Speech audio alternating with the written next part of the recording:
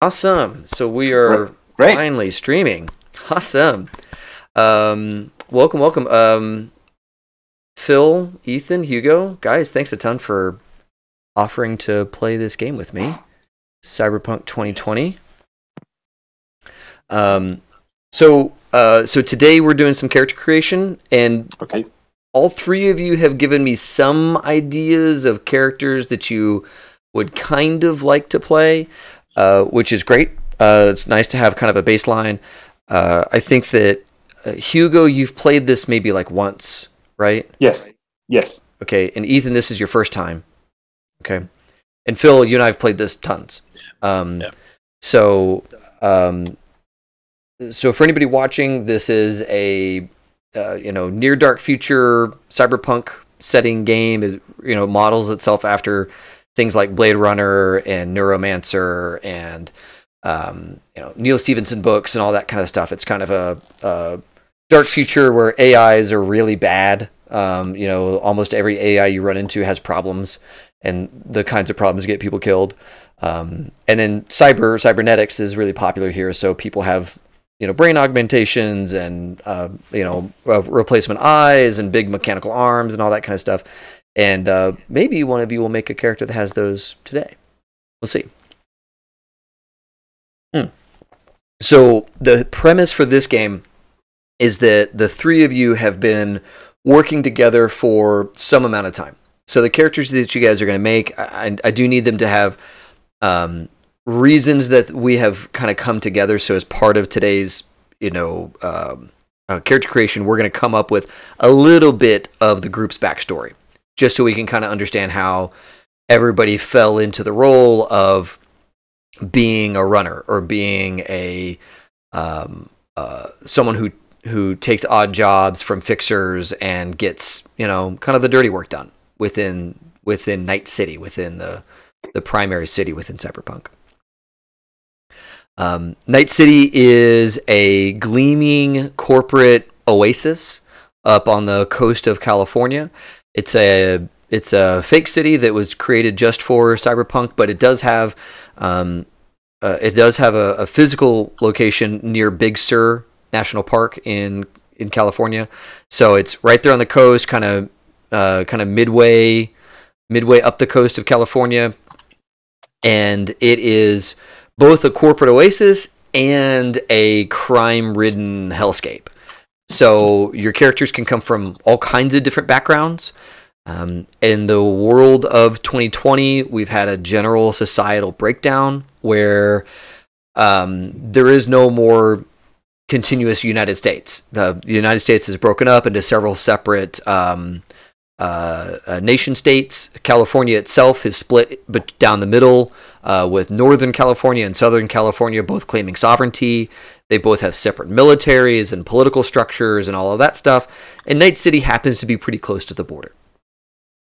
Outside of that, you have places like the Lone Star Republic and all that kind of stuff. So and it might actually be called something different in this game, I forget. But basically, Texas is separate, and a whole bunch of other stuff is separate. And because of that, there are all kinds of crazy new jobs and roles available, because there's no more FedEx, there's no more Postal Service, there's no more National Football League. There's none of those things. So all of those things have been replicated on a hyper local level. So instead of playing football, we all go watch Blood Ball, and it's a really dangerous sport that has probably 3 or 4 teams within Night City and a couple of remote teams, and they all come in and beat the crap out of each other and get bloody, and some people die every so often, and that is the new football within the cyberpunk world. Just to kind of give a sense of grim dark future, that like everything is sort of familiar to what we're used to. It's just worse in a lot of specific ways. So your characters probably have known desperation, have done maybe questionable things to survive or to get ahead, and that's to be expected. This is a city where almost no one is innocent forever, just because in order to keep what's yours or to grow what's yours, you've got to you've got to do something to make that happen, and it's not always going to be as morally clean as what we might be used to in a stable society. So you guys take jobs. You have a fixer. His name is Soup Kitchen. A Soup Kitchen is is definitely a product of the melting pot that was once America. He's got some Hispanic features. He's got some Anglo features. He's got maybe a bit of Korean in him just by the shape of his eyes and his cheekbones and that sort of thing. But he is absolutely a mutt of the world. And Soup Kitchen is known as Soup Kitchen because he got his start in a soup kitchen, basically as a homeless guy, and worked his way up. So he is, of the streets. He knows his way around a lot of different populations, and now he's a relatively well-respected fixer. And people come to him with jobs that definitely need to be under the table, highly discreet. He has a couple of crews that he talks to, and you guys are certainly among them. And he doesn't always call on you, but you guys have proven to be reliable for him in the past. So we'll kind of start there with the setup of the city, and the setup of your primary contact is this guy, Soup Kitchen. And you can call him Mr. Soup or Mr. Kitchen or Soup Kitchen, whatever you like. He doesn't care. And maybe you change it depending on how you feel about him at a given moment. And that's totally fine too. So all good there. We'll kind of start with that open table. Questions, comments, initial, anything I can help fill in the gaps for you now while we're just kind of getting rolling? No. So for the character creation process, we're going to follow the whole LifePath roles and that type of stuff, or are we going to more role play or decide how we got together and some of our background? How are we going to do it? Yeah, I am fine with you guys taking as much or as little of the life path as you like. I think the life path is kind of fun, and it's a unique aspect of this game. But certainly we don't have to do that. So if you kind of came here today with, you already have some good ideas about where your guy could have come from and what kind of life he had before working with. You don't necessarily work for him, but he's your contract giver. Whatever brought you to Soup Kitchen and this crew, if you already have some ideas on that level, by all means, we can have those instead.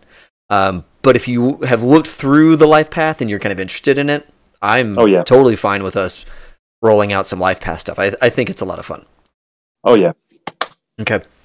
But yeah, I'm easy, guys. I'm open. Whatever you like. And let me get a little notepad going.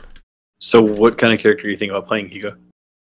So the general aspect I'm thinking, I view my character as an ex-corporate guy. The way I see, and correct me if I'm wrong, but the way I see a lot of this adventure, I get flashbacks on the whole, kind of on the RoboCop setting, where you had like OCP, like this major company. I kind of like view my character. He was like one of the corporate employee, and at one point in time, I don't know, I'm guessing he either did something wrong, he got framed, something happened, he got kicked out of the corporation, and now he's living on the streets as a nomad.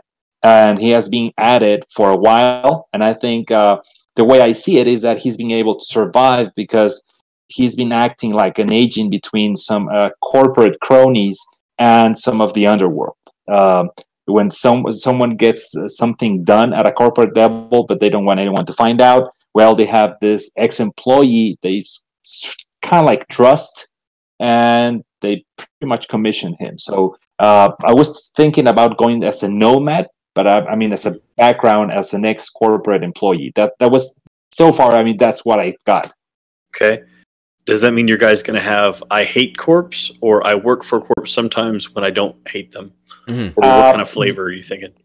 I'm thinking that I used to love them. Now I work for them as long as it's worth my time. Got it. Okay. Got it. And does he, when he deals with them, does he deal with them straight, or does he sometimes double cross them? I'm open to double crossing. I'm guessing there's something in the.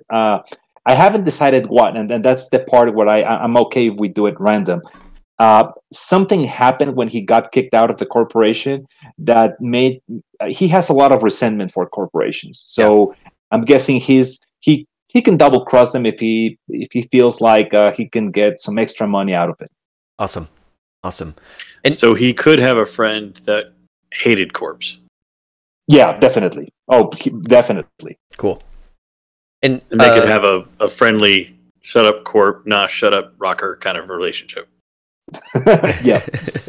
So if I wanted to play a rocker, which because I was juggling between two, if I was going to play the musician, then who is full punk rock, you know, he plays the Ramones, plays the Runaways, that kind of stuff. Then he'd be wanting to change society by screaming at it through a guitar, and he'd have to have friends that were necessary, but the whole reason he'd be on the street was so that he could be punk authentic. That makes sense. Yeah, it does. I'm okay with it. I think it'd be a lot of fun, but I also want to make sure it'll work before I commit to that. That makes sense. It makes sense. From my side, I think we could make it work. Cool. Awesome. Yeah, and real quick, just to talk a little bit about the corporations, just so we get that level set. There are a handful of super important corporations in this setting, and you're absolutely right. The RoboCop vibe of these corporations have kind of grown beyond what any government could ever hope to control or keep tamped down. All that's gone, right? Okay. They have their own private security, and that security has jurisdiction inside their own buildings and on their property and all that kind of stuff. They have basically their own police force. And the cops are like, that happened on Arasaka's territory, or that happened on Militech's territory, and unless they ask us to show up and deal with it, we're not going to go there. And so that's accurate to think in terms of RoboCop, think in terms of some of those kind of dystopian futures where there's megacorps that are, they just have so much authority and so much autonomy that they can kind of do anything they want. Yeah, somewhere between Detroit from RoboCop and the Blade Runner. Right. Yeah. Or what was the other one? Running Man. Where there was that, you had that crazy game show where people went and died and all that kind of stuff, and it's some entertainment company running the whole thing. Exact same kind of concept, and all of that stuff kind of came from the same era, right? All of this game and all those things, they all kind of came from the same era. And Ethan, what were you thinking about in terms of character setup or who your person is? So I was kind of thinking about this like back alley kind of surgeon kind of guy, or maybe he's trying to get into surgery. He might not be there yet. But just this really nervous, very like, I'm not a people person, please stay away. And he probably has, when he does have to deal with people, he might have a little chemical courage he likes to consume to help him in that respect. Nice. But nice. I think it's Chromebook 2 or maybe 4 has a ton of drugs. Oh, perfect. Yeah, so I think later on tonight, if your character is chemically enhanced, then which I'm totally fine with. It's cool because it can affect your stats in a positive and negative simultaneously kind of way. Yeah. Or the come down is a big negative, and you're in this like awesome zone for a while, and in this world, I love the idea of a junkie ripper doc. Yeah. Yeah, he takes something so his hands are smooth while he's operating, but then he has to take something else. Yeah. And how when you think in those terms, are you thinking like, I don't want to say the main characters in Requiem for a Dream, but the grandma in Requiem for a Dream, or the mom in Requiem for a Dream, where she's like on uppers to stay awake and downers to go to sleep? Do you think he's at that kind of level where he's on like a daily regimen, or is this only like momentary when he maybe needs not it? Quite at that level, but it's like if he's like, oh man, I got to talk to a bunch of people today. Let me make sure I'm stocked up on my way out of the house. Okay. And then he's probably kind of maybe at one point he was maybe thinking of working for a corp or something like that, but that's a lot of rules, that's a lot of people, that's a lot of being nice and structure. Not for him. Yeah. He's more for like, if I need to not talk to you, I should be able to leave, and that should be fine. Or if I need to take a huff of something, that should be cool in our conversation. So, does he have certain people that are kind of inner circle he doesn't need drugs to talk to? Like a couple people that are like cool, maybe like his family. He might have some siblings, and probably like some of his closer friends. Mm-hmm. So like one or both of us, but yeah, he should be okay. But maybe like cool. Not all the time though. He needs this. I was about to say, like, I'm okay with him even needing it while like he's with everybody. He's like, man, I'm so mellow right now. It's all good. Whatever y'all want to, like, I'm fine with. There is a certain amount of nice. like, okay, I'm going outside today. Let's get ready for that. Oh right, yeah. He's got to kind of amp himself up. Yeah. That kind of friend often has like one extroverted friend or none. Yeah. It's like I can take this one guy's stuff because he's the one guy that'll talk for me when I need him to talk for me, kind of thing. Yeah. I don't know how that's gonna work, but and he's like, I cool. fix you guys up. You guys talk to people for me. It works out. Got it. And okay, Phil, so I think that works. And Phil, you were kind of leaning towards the rocker boy. I think so, just because I think it's a little more story, it's a little less combat, and that's going to be a challenge for me. Yeah. Talk his way out of it. More of a bard than a warrior. Yeah. But I mean, I want him to have. I mean, he's going to have handgun, but he's not going to have 5 in handgun. Right. And I think it'd be fun if he eventually learned to some martial arts to go with the dance, so that he can actually combine some things together and do some interesting stuff. But my idea was that he would be. So we went and saw the movie The Grinch, and it turns out the guy who sang the original "You're a Mean One, Mr. Grinch," his name is Thurl Ravencroft. So I've decided that's my character's name, only he's Thurl Ravencroft III. Oh, so he's like a descendant. Yeah, he goes by Trey. Nice. So he didn't like people to know that. So it's like one of his things is maybe his friends know that, and maybe they give him shit about it in private, but he would flip his lid if they give him shit about it in public, because he's trying to have this hardcore punk personality. It also makes him a bit of a hypocrite when it comes to hating corporates, because he comes from a family that was once wealthy. Right. Maybe he's the black sheep because he doesn't want to be part of the family. Oh yeah, he's rebelling from the family's money. Yeah. And from the money, from everything. Okay. And as part punk, he's going to have a fake accent. Ah. Okay. That he's going to be a punk rocker with a bit of a fake British accent, because a lot of punk rockers go that way when they sing. Yeah. And I think it'd be really funny moments if he drops it around his friends. Accidentally every now and then. Yeah, and that gives me some. Like that. I haven't figured out how that's going to go. That gives me some fun stuff, because then your family could have some opinions like, oh, he's going through a phase, or maybe they're trying to manipulate him to come back. Right. So there's definitely some. That gives me some. They're trying to keep me from saying all the mean things about corpse I want to say. Yeah, and embarrassing the family. Yeah, no, absolutely. Okay, cool. Yeah. I can definitely work with that. Let me, But then his whole reason for being on the street is to not be himself, to go be some authentic version of who he really wants to be. And so getting close to guys who get dangerous would be his thing. Yeah. Which is why he'd like an ex-corp, because he can talk shit about corp with you, but then, it's something he can get along with. Got it. Yeah. Okay. I like that. Now, Hugo, when you're talking about an ex-corp guy, what's his... there is a corp role. Let me go pull that up real quick. I'm kind of showing everybody on the stream. There is a corporate's role. Do you think that you would take that guy? They kind of... Their big power in the game is influence, which you may have gotten rid of when he left the corporation. He may have lost that skill. So were you thinking he'd still be a corporate, or do you think he'd be like maybe another fixer or a nomad or some other role? What are your thoughts there in terms of which role he would take on in the game? So I was thinking about going more with the nomad. I'm guessing he somehow lost a lot of that. I mean, he has the corporate knowledge, but he doesn't have that knack that corporates have. Right.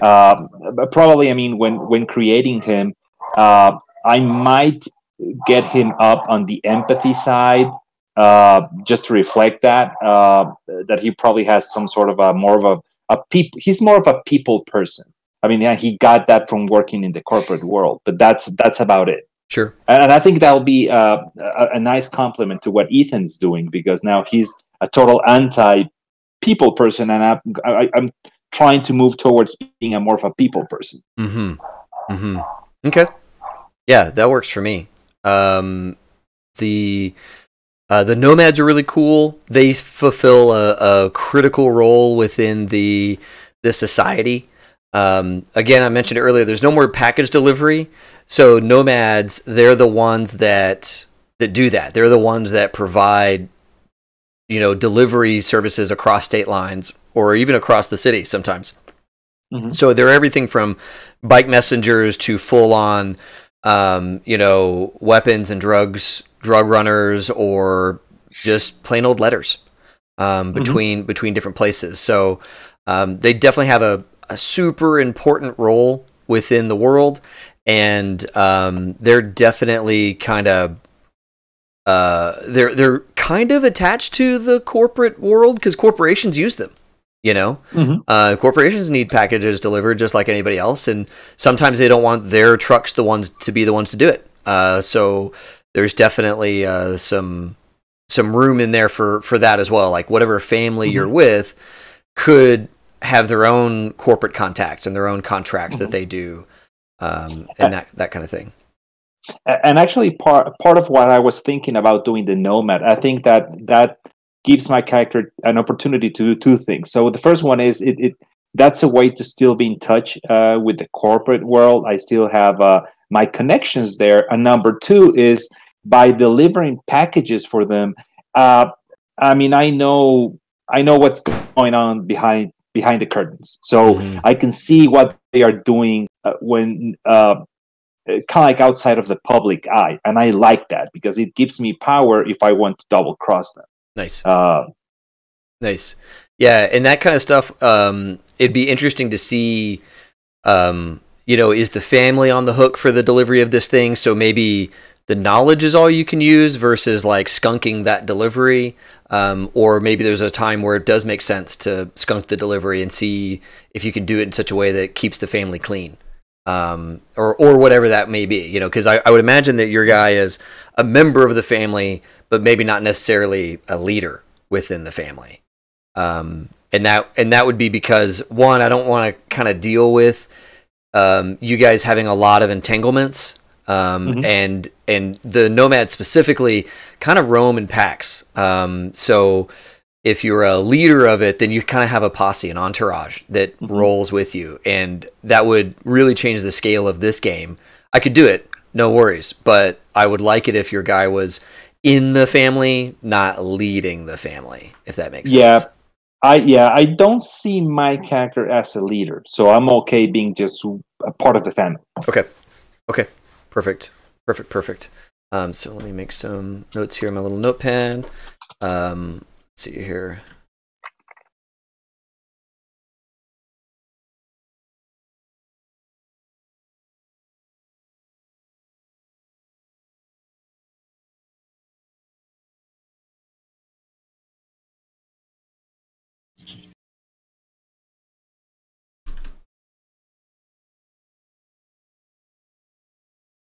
Okay, cool. Perfect. I'm a fan. And then Ethan, with your guy being kind of a scrounger of a medic and a Ripper doc. In this world, they're called Ripper docs, the folks that do, cybernetic augmentations and all that kind of stuff. It's kind of like going to a tattoo artist. There's a bit of an apprenticeship, there's a informer scaling between the various Ripper docs, but there's not like, you didn't go to school for this, There's not like a plaque that you hang on your wall that says you graduated from such and such cum laude, like that's not a thing for the Ripper docs. So kind of, do you want to go down the LifePath route, or do you have some senses of how he got into that role? Maybe the LifePath, and I don't have so much of a clear picture there. Yeah. That works for me. Totally works for me. Okay.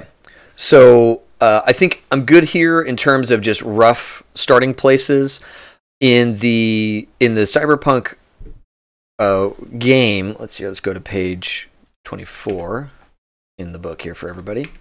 25. There's a couple of ways to make characters from a character point perspective. This is akin to D&D's attributes, where you roll up your attributes or you point by your attributes. Here they're called, I forget what, they're just all their stats at the top. Yeah. There's a couple ways to do it. You can do a point by or a random. The random is kind of fun because you can get some like really disparate rolls between the 1s and the 10s, because you're just rolling a d10 and then assigning that number to one of your stats. I'd much rather just do a point by. So we're going to go with the minor hero approach, which is 75 points. So you guys have been around long enough to basically get 25 more points than your starter guy. So you're not schleps at what you do. You're going to have some pretty good stats. You might still have 1 or 2 weaker stats, but on average, you're going to be doing pretty well. And I think that the way it goes is something like a 5 is considered average in the world, or maybe a 4 is considered average in the world. And odds are you can make characters that won't have any 4s in them. You'll probably be above average almost across the board. With 75 5 or 6 is average, depending upon the skill or the body or whatever.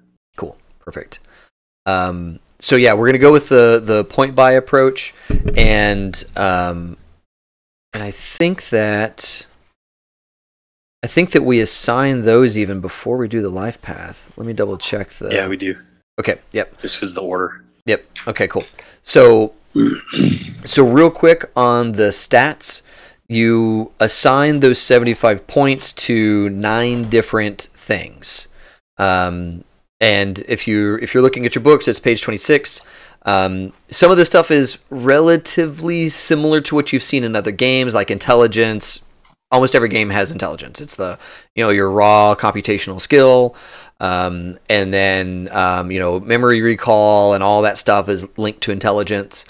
Reflexes is sort of like Dex in D&D. It's basically your quickness of action, your ability to get out of the way of things, and I think also it has a big influence on your initiative.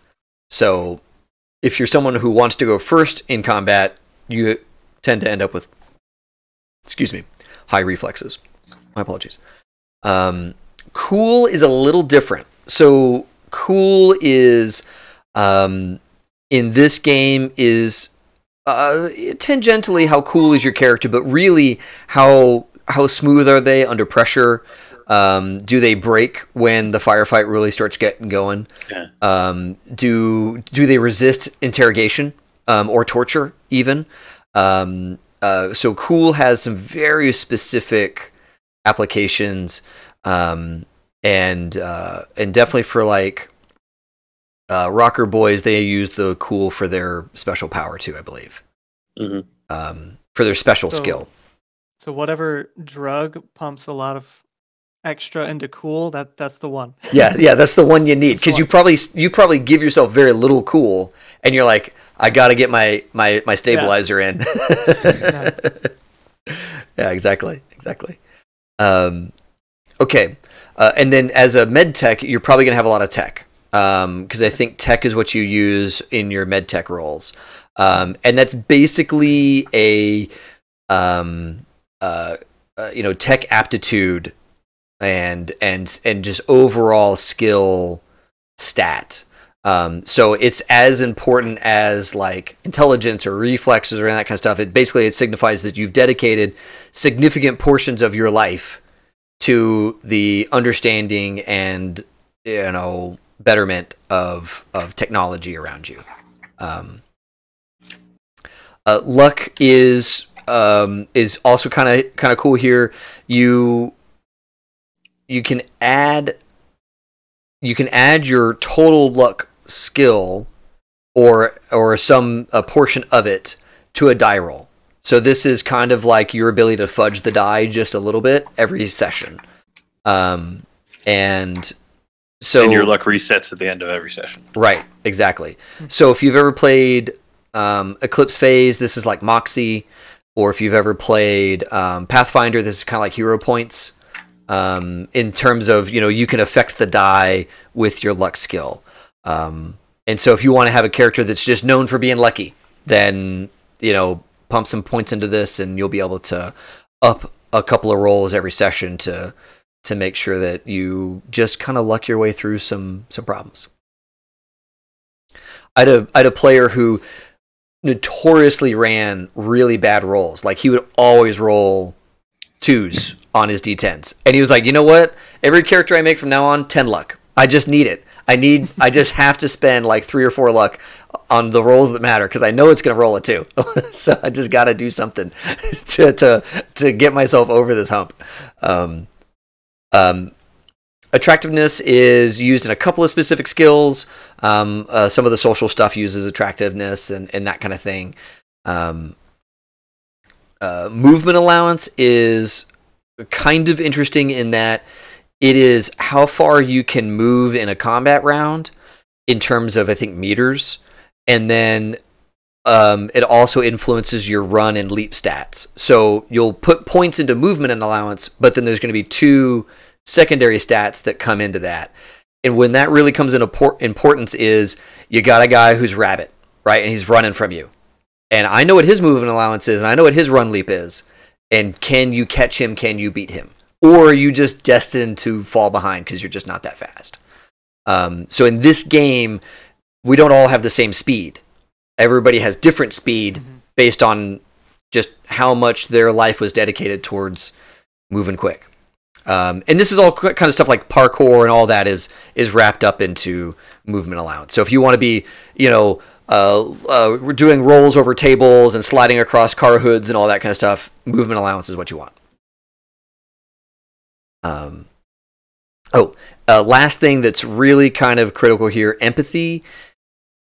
Empathy is used for some specific stats, some social stats, that kind of stuff, like detecting lies and all that kind of stuff. But critically, if you think your character is going to have cyberware, you want lots of empathy.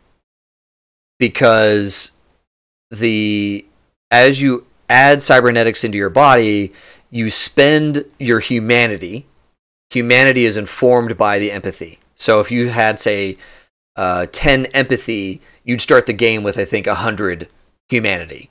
And as you add cybernetics into your body, you lose 2, 15, 1.5. You lose chunks of your humanity, and you can get so low in your humanity that you start to become kind of amoral. You've augmented yourself so much that you start to become more machine than man. So as a character planning perspective, if you thought, I'm going to have lots of cybernetics, you might want to put a lot into empathy so that you had a nice big cushion of humanity to spend as you add those cybernetics into your character. Oh yeah, the Twitch chat is great. Miss Glitter is calling out Hugo. What? Yeah. How do I look at the Twitch chatter? If you go to www.twitch.tv/highshelfgaming, make sure it stays muted, and you'll see the chat that's going on. And sorry, John, about Youth Squad. I will tell you about games in the future. I see okay. I'll leave it off because I'll get totally missed. Yeah. That's the thing. And so this game does not have cross class or anything like that. You pick your role. That's the role you get, and that informs a special ability that you're going to get in this game, and you go from there. Being the rocker, you're going to get charismatic leadership. Being the nomad, you're going to get family, right? And so whenever you can call on your family to come in and do something important for you. And your skills that follow from that is your packet of skills that come with your class that you picked. Yeah. And then everything else is a skill you can buy with other points. Yep. Sorry, go ahead. No, you're good. And then medtech is, I think with medtech, instead of instead of doing a jury rig, you get medical tech as your special ability. So we'll go ahead and take a minute here for you guys to assign those 75 points. Like I said, fill in everything except for run, leap, and lift. The other 9 stats all need points in them. And like we said earlier, 5 to 6 is about average. 10 is peak possible human capability. So if you have a 10 in something, your guy is phenomenal at that thing with their own flesh and blood. There's augmentations that can make any of these things go higher. So if you say, oh man, I love having a nice big body score because I have a bunch of hit points and I can lift a lot of stuff. Awesome. If you want to go higher than that, there are cybernetics that get you higher than that. Or drugs. And all kinds of cool skin and all kinds of weaves and whatnot. So we could have 4 10s and all the rest 7s. Yeah. With 75. Okay. Yeah, you could have a lot of skills. Yeah. So it's a 1-to-1 on the points. Yeah. There's no like, oh, you get so high in the points, you start to get less for everything. No, just straight up. Okay, cool.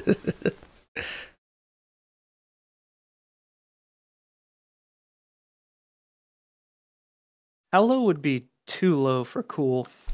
You know, read the description of it. It's on page yeah. So you said we have 26. What was it, Hugo? What was your question? No, so we have 75 points. So if we have 9 stats, that's an average of 8. So probably going down to a 4, that's already low. Well, I mean, let's see here. So Rocker Boys fixtures. Okay. So if you go like, I would say that a 4, average people are going to notice that he's a little twitchy, that he's a little off balance, or excitable, right? Mm-hmm. If you go down to like a 3 or a 2, you start to become like, man, that guy's real weird. And a 1 is like almost like you almost can't even function.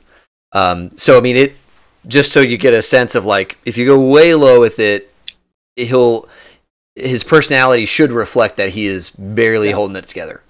Whenever he's off his drugs.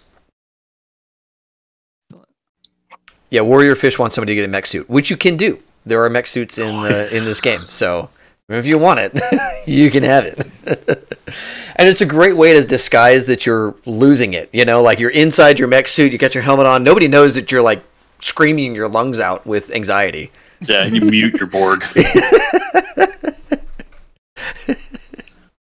I had a player who they made a Borg, and in this game, the Borg are people who have done so many cybernetics that they're basically more machine than man. And there's just metal everywhere, right? You can hardly ever see any flesh. And instead of a mouth, he just had a speaker, and he just nothing ever moved. He just like had a little megaphone attached to his face. That's hilarious. Yeah. So there's a slash in the reflex and empathy skills. Which side does the number go on? Is it? I like it on the left, but you make that call. Okay. What's the other side for? So on reflex, the other side is for your post augmentation number. Okay. Gotcha. Because there's so many people who get the reflex boosters that it's like, I started with a 9, but now I'm at 11 or whatever it is. And then the empathy, the other side of the slash is your humanity, I believe. Oh, no. I'm sorry. It's your adjusted empathy after cybernetics.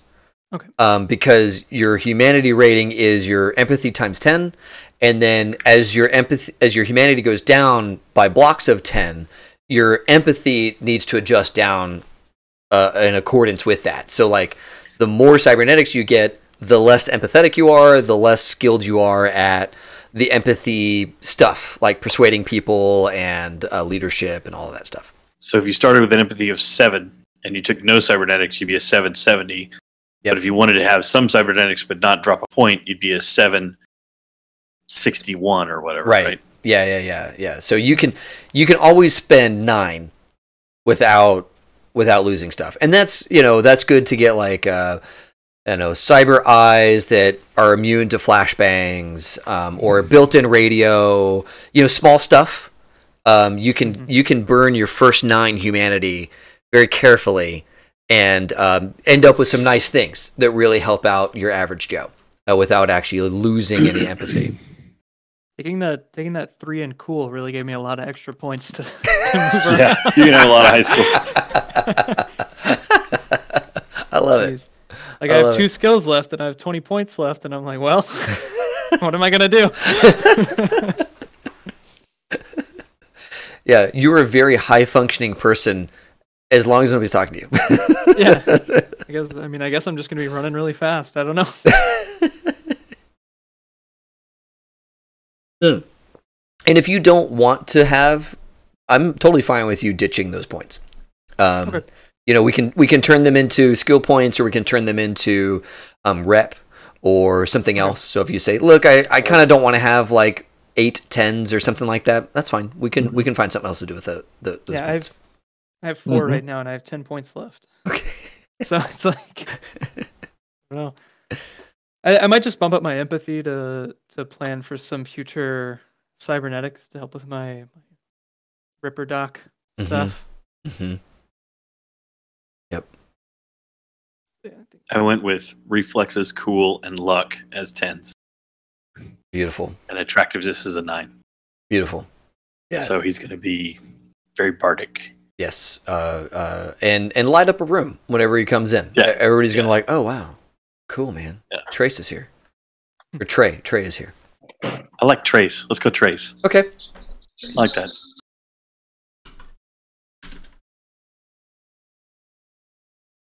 Yeah, I ended up with 5 10s. I don't. Cool. Wow. Okay, great. I thought about doing that, but I decided I wanted my empathy a little. Yeah. I got. And having 5 10s. So the way this system works out is you roll a d10, you add whatever relevant stat, and then you add whatever relevant skill. So for a lot of the things you're going to be rolling for, odds are you start off with a 10 plus a d10 plus whatever the skill is, which is going to be pretty nice. I have intelligence, tech, movement. Is it movement allowance? Yep, movement allowance. Luck and empathy. Cool. Nice. So real quick on the movement allowance, let's look at the math there. Run is multiplied times 3. So you have a run of 30. And then your leap is run divided by 4. So is that rounded up or down? I think it's you round? I don't think you round. I think you do the dot. Okay. Yeah, because it's in meters. So it's like, you leap 3.5 meters. Gotcha. Cool. Yeah. I did max luck because I feel like this guy gets by a lot on luck, especially in social situations. Yeah. Cool. Yeah. Yeah. What he said should have really offended them, but just by the nature of how it came out, it just barely doesn't offend them. I'm okay with this. But it runs out. That's the thing. Is even with 10 luck, you can burn 10 luck real quick. Yeah. Every cool roll will need at least 3 luck. Yeah. Now, it's important to know that you declare the luck spend before you roll the die. Okay. So it's not like some other games where you can choose to do it after the roll, but before the result is known or something like that. You just say, "Yep, this one's really important. I'm gonna burn 5 of my luck on this," and you just add 5 to whatever your roll is. Mm-hmm. And how do you recover the luck? Everything you spend at each game session. Okay, got it. Yeah.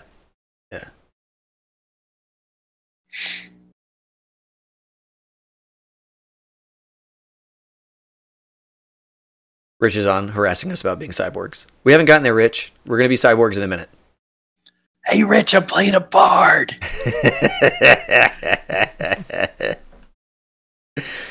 Oh, man. So physically, I'm average. Okay. Intelligence 7, movement allowance 7, body 7. Good. Nice. He's average. Yeah. And that's good. I think that's good. That makes him approachable on the street. People are like, oh yeah, I identify with that guy. He's kind of like me. But he's way more beautiful. And then you're surrounded by these other guys. Hugo, how are you looking stats wise? Oh, okay. So in terms of stats, intelligence 8, reflex 7, tech 8. The 10s I have are cool, empathy, and luck. I think both cool and empathy, they are part of the corporate background. Yep. Luck, well, I think I probably need it. And I would say that maybe the luck comes from the fact that however you were ejected from the corp didn't get your guy killed. You're not dead. You must be very lucky. Yeah, like you screwed up in a very specific way. Or somebody framed you, but they couldn't quite get all of it on you. So, you were discharged from the corp, not erased. Pretty much. Okay, so let's see here. Oh yeah, body. Let's see here. Let's see here. Let's look at the body type stuff. How is everybody's body? Very good. Okay. 7. Okay. 8. Average. Okay. 8. Okay. Okay, good. Yeah, so you're all strong. And so on the body type modifier table, there's a BTM table. Put a -3. Okay.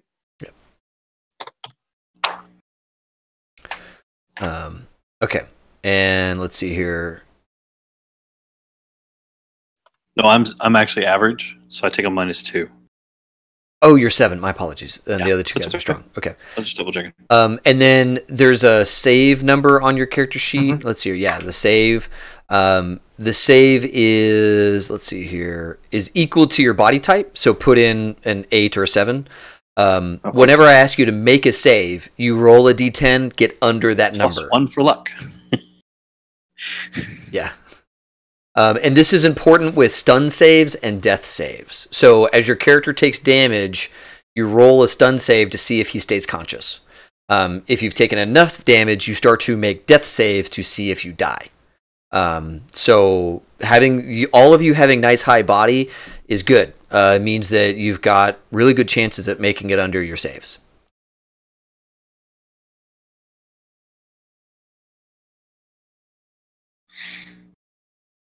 Oh man, okay. Warrior Fish makes the comment, how's everybody's body? HSG after hours? That's good stuff, I love it. Okay, so next up, let's see here. Generate stats, roll skills, all that kind of stuff. Where is my life paths? Okay, yeah, here we go. So life path stuff, we can go as far back as we like to even let the dice check our clothes style, affectations. So if you guys are looking around page 34, that's when we start the life path stuff. And I know that some of you wanted some life path stuff, and I'm fine with us picking and choosing which charts we want to roll on. So Ethan, I think you had the most for your med tech. Where would you like to get started? Like even all the way back to like ethnic origins and all that good stuff? So I'd looked around a little bit on it, and I think I had gone, I had rolled around on the table, and I think I got like Argentinian somehow out of there somewhere. That's at least what I remember getting, so I think that's what I'm going to go with. Okay, yeah, Argentinian is the, descent. Yeah, is the, where's that? Central European? No. I think it was under like South American. Okay. But Central South American. Yeah. Somewhere around there. Okay. All right. Yeah, I think I'd gotten like South America, and I was like Argentina sounds fun. Yeah. Yeah. And I actually named my character Faustino Weiss, but Weiss is like the German word for white. But it works out. It sounds like Vice, and he's really into like drugs and stuff. Like Edelweiss, except it's nice. How do you spell his last name? W-E-I, and then it looks kind of like a B, but it's like the S sound. Okay. German alphabet. That'll be tough for me later on. Two S's will suffice. Okay, thank you. Thank you. I was like, man, I don't know how I'm going to put that in the Twitch stream later on when I put your character names in there. I looked up some German surnames and I was like, that one works, I think. Beautiful. Okay. Anybody else rolling on the ethnic origins or dress personal style? Yeah, I went over on the dress personal style. I like it. It's so I got a jumpsuit, Yes, long straight hair, and mirror shades. So I like the idea of a long straight hair. I'm gonna say that part of the corporate culture, I was not allowed to have a long hair. So now you do. Now I do, exactly. That's badass. Yeah. I like it. And ethnic origins, I got one Anglo-American. Okay. All right. I love it because it's like there's 10 different options. You're not more likely to get one over the other. Well, I rolled my fashion. Oh, good. What's your? So I got high fashion, which I'm not sure what that. What does that equate to in this world? Where's the where are you getting the fashion? Let's see here. Page 34. Oh, okay, I see it. Page 34, dress and oh yeah, so you rolled a 6. You know, I think that high fashion within your own subset makes a lot of sense. So like maybe as a Ripper Doc, he knows all the best, manipulators and all the best stuff. He doesn't have just like a bag. He has the latest Chrome 9000 bag that was limited edition, signed by, Michael Jordan's 15th generation kid. Like whatever that is. Your guy has the cool stuff. He's got cool kicks. Maybe he goes to the shoe store and knows the guy in the back and gets the thing from the Russians. Whatever that is, he's got a high fashion sense for whatever reason. I'm down with that. If you're okay with it, I'm okay with it. Yeah. Cool. I also got like neat short hair and then tattoos. Yes. So it's like a very interesting looking guy. Yes, I love it. I've got the very nice leather shoes and like the slacks with the suspenders and crazy tattoos all over the chest and arms. Yeah, so it almost sounds like from afar, people would look at that guy and go, "Man, he's got his stuff together." But as soon as they engage you in like any kind of conversation, it all comes apart. Mm-hmm. Yeah. I love it. I look really nice, look very well dressed, and then you try to talk to me, and it's like, no. Yeah, I've seen guys like that. They've got the vest and the thing, and they look great, and it's like, how you doing, man? I'm good. I am. Someone in chat said I'm a cyberpunk hipster, and that's yeah. That's hilarious. Down. I like that. Yeah, that works. When my older brother first went to work at Microsoft, he talked to one of his friends who was fashion oriented and just let him replace his wardrobe. So he spent all this money because he was first working at Microsoft, had a bunch of money on all this really high fashion clothes. He can't pronounce any of it, right? But he could wear it all because he let his friend dress him. Nice. Pretty funny. Made me think of that. Nice. I'm gonna split two. I'm gonna go corporate suit and blue jeans. Yes. Wearing it ironically. Oh, I get it. Yeah. Like intentionally taking a corporate suit coat and then fraying the edges. Yeah, and you start like augmenting it, putting badges on it and all that kind of stuff, putting patches on it, that kind of stuff. Yep. So, all right, awesome. Yep. Yeah. Like an Armani jacket with biker patches on it. Oh yeah, the most expensive jacket you could find. Yes. Just ruined. I love it. Okay. Yeah. Plus, and you said plus blue jeans. Is that what you said? Spikes. Yeah. Cool. Perfect. Thank you. And then what? I'm sorry. You were saying? I lost you. I got a bit back. Okay, my apologies. It was you were doing the augmented corporate suit, wearing it ironically, really jacking it up. You got blue jeans, so there's a bit of a casual thing going on there. And then, did you get something else in there?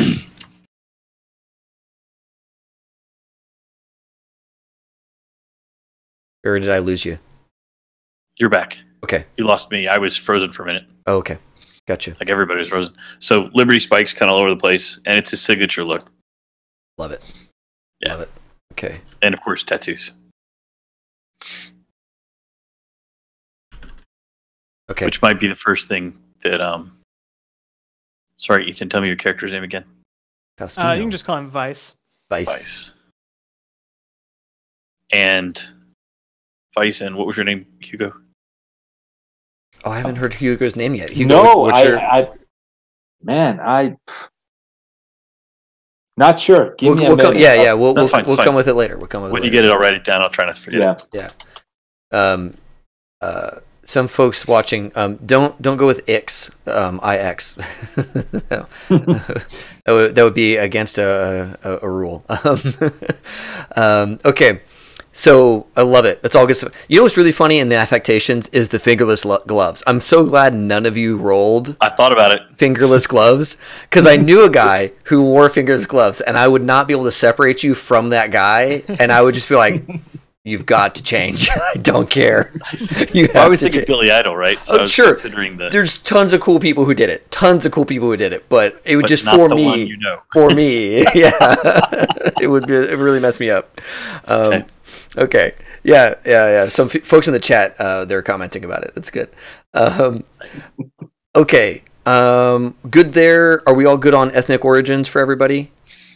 Yeah, I'm a mix. I'm a mutt. Nice. Okay.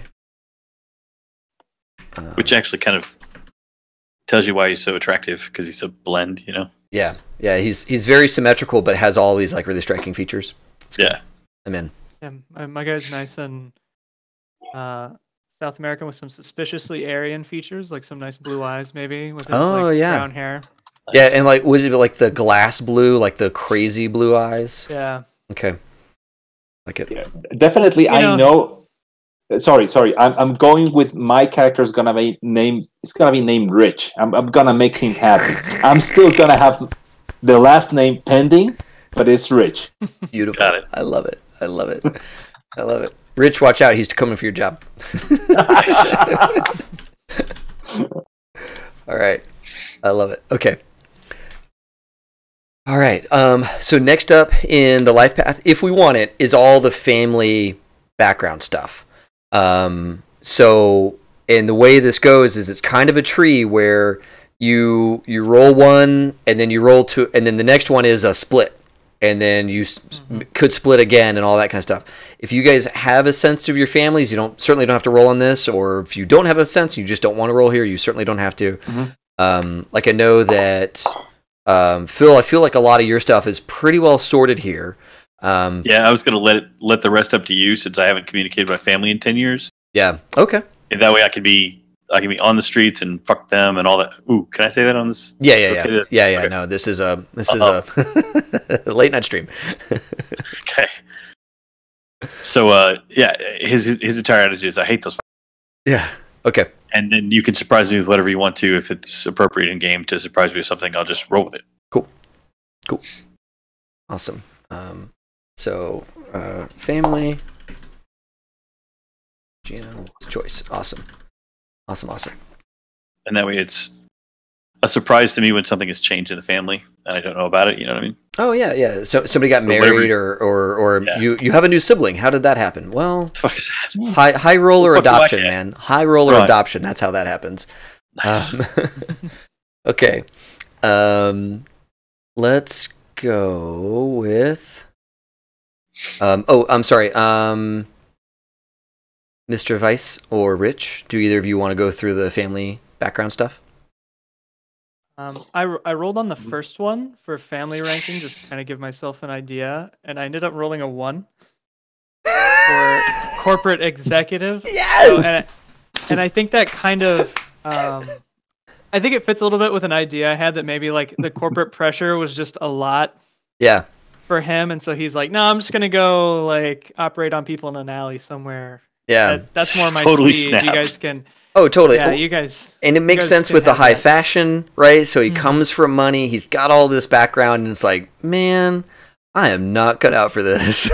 Yeah, it's like I can barely get through, dinner conversation with the family, much less. It'd be funny if our families knew each other.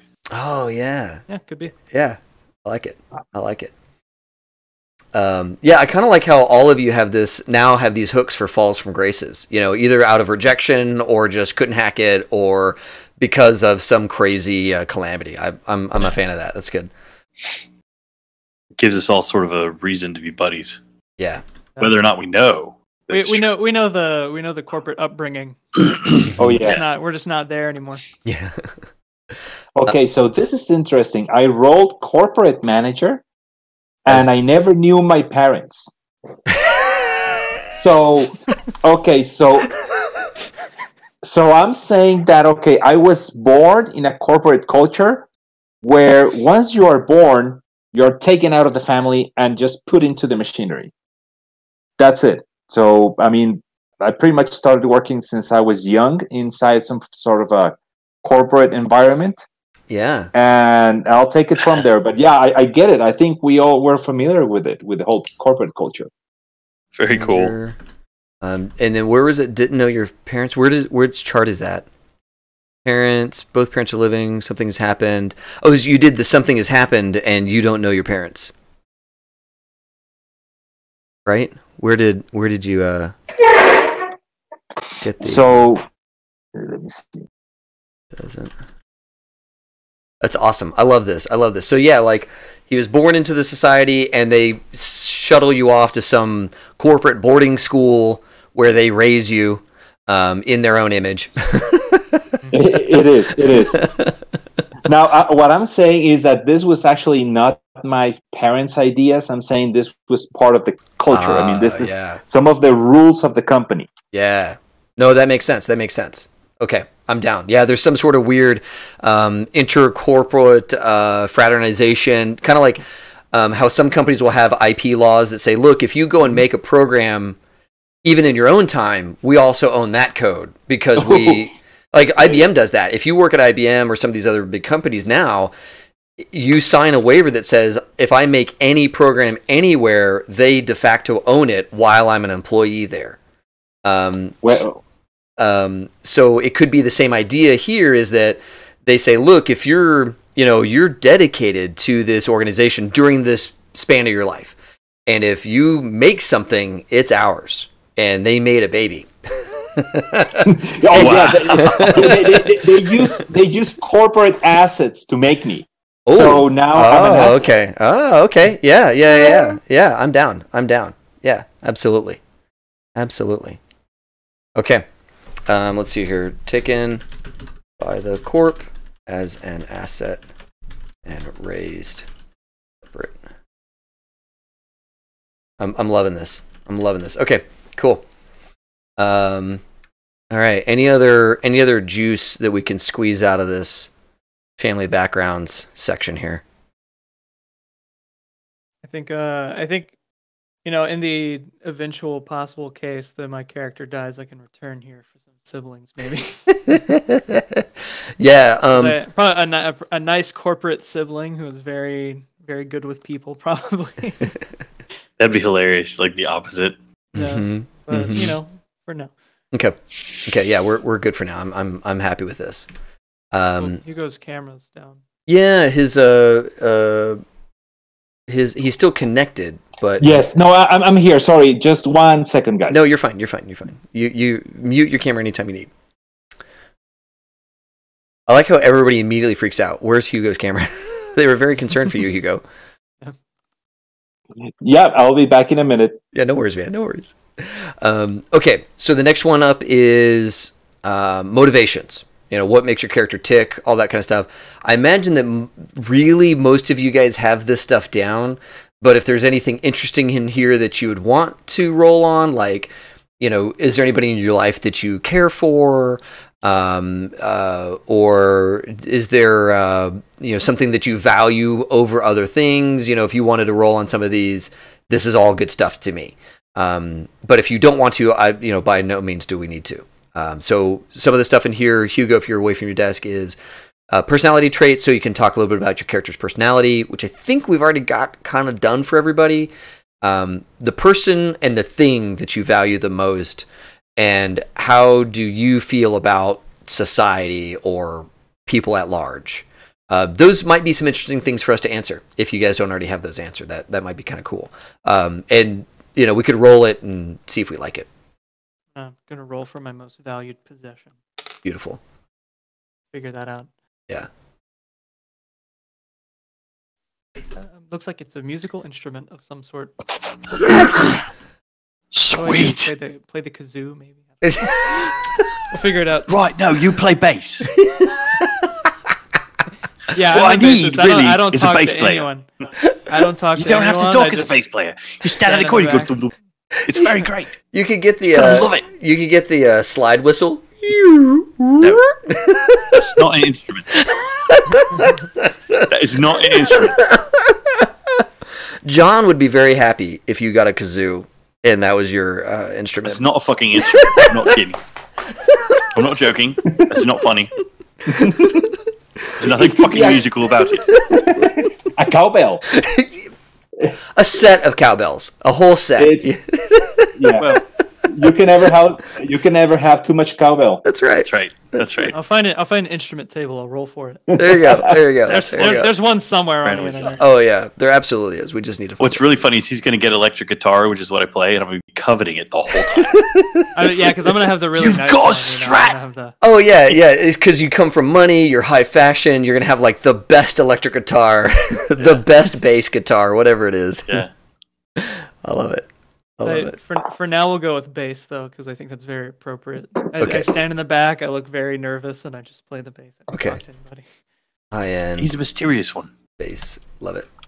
Mysterious bass player. I might bass. pick up the kazoo as a side. How about the harmonica? That That way you can do the harmonica, The yeah. harmonica like setup where you like lean forward and it's in your mouth, and otherwise you know The just Bob Dylan. Yeah, the Bob Dylan. There you go. Thank you. I was like, I know there's a musician who does that.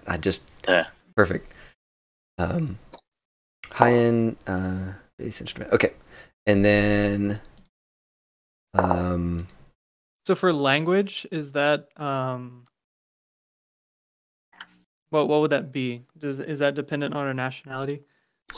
where are you seeing language? Ethnicity gives you access to language. So I'm on the LifePath gear and weapons page, just filling that stuff out so I remember. Oh, okay. Gear and I think weapons. it's like the second page on the character sheet. Oh, yeah. So you will know a number of languages, if you want to. So like everybody here would know English, but you might also know Japanese or Chinese, or you might know Spanish, or you might know. There's a couple of like kind of street languages, I think. So there's a chart somewhere that has languages. All right. So life events. Do we want any big life events from the chart? Or any of that kind of stuff, all on 37. Yeah, so we could use the life events to figure out why I got fired. Yeah, Let's go with it. Let me see what we get. I love it. Okay, I got a 9. That's Hunted by a corporation. Yeah. Oh God. Oh man. Perfect. Okay, then says, okay, you have angered some corporate honcho. Roll Monday 10. Okay, let's see how it goes. Man, roll a 10. It's 9 to 10. Oh my God. Huge multinational. Okay, got it. Oh no. So Okay. I also rolled. Is this travel or are we dying in character? No, we're not gonna die in character. We're just gonna get really scared in character creation. Hold on a second. Phil, huge multinational. Oh my God, this is amazing. With armies, ninjas, and spies everywhere. That's fantastic. I love this. Okay, I'm sorry. Phil, what did you roll? Lover died. Lover died. Oh man. They were murdered, and you know who did it. Oh, okay. You just need proof. All right. You lost someone. Oh, so you So I did. rolled 6 and a 9. Oh man, nice. Okay. All right. I'm gonna say. You know what I think Unless we you should wanna do? say I don't know. It might be more fun if I don't. No, know. I think you should just know. I rave think you should about know. Okay, cool. I think you know that you're. Let's go Breaking Bad with this. you know your dad killed your girlfriend. Sweet. But you don't have science, bitch. You don't have the evidence, Yeah, but you absolutely. know he did it. Just all the telltales were there. It's in your gut. You have no doubt, but he was clean when he did it. And so There ain't shit I can do about it. Yep. So my revenge on my father was to leave the family. Or he did it because you left and he was trying to get you back because he thought maybe it was the girlfriend, right? Maybe Ooh, I like that too. maybe you were on the way out. He thought the girlfriend was bad news, so he got rid of her, and now you're just completely off the rails. Perfect. Awesome. Perfect. I think I already have the addiction thing covered without rolling for it. So. You don't need to roll for addiction. That's right. That's right. No need to roll for addiction. We're already there. Oh man. Okay. Yep. All right. Perfect. And then, do we want to do a you get lucky? Financial windfalls. All that kind of stuff. These do give stat bonuses, so that I'm totally fine with you guys going through the you get lucky. I think it's cool. I'm going to skip it. Okay. Yeah, I want him to be a little more down on his luck Mm-hmm. than I want him to be, even though because he's been on the street long enough that he doesn't have an advantage from his history, and he's just got angry. But since he's got a high, I'm planning on getting a high primary skill, so he's going to have a high, have a bit of a career already. Oh, okay. Nice. Yeah. I like that. Okay. So yeah, I love that all of you are like, yeah, no. No more bones. Advantages are cool, but I don't want those. Yeah. Okay, next up on the life path is friends and enemies. This could be a cool way for us to introduce some NPCs and already kind of give them hooks into you and the crew. But we certainly don't have to go down this road. So, and it's really straightforward. Who's the enemy? Why are they your enemy? And you just kind of follow this path if we want to go down this road. And I do kind of like that. It's you roll a die to figure the gender. You roll another die to figure out what their role was for you. So you could have an ex male or female lover, an ex whatever, corporate exec. All that good stuff is in there. I think I'll take one of each. Okay. I think my character needs somebody that they really pissed off and somebody that they don't have to be high to talk to. Okay, love it. That's cool. I like that. Yeah. I rolled the same thing on both. That makes sense. Okay, so I have an enemy that's a booster gang member and a friend that's a relative.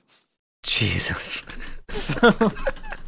So now we have corporate hunting Rich, and then Vice has got a booster gang. You pissed off. Love it. And it's just one member. It's not the whole gang. Yeah.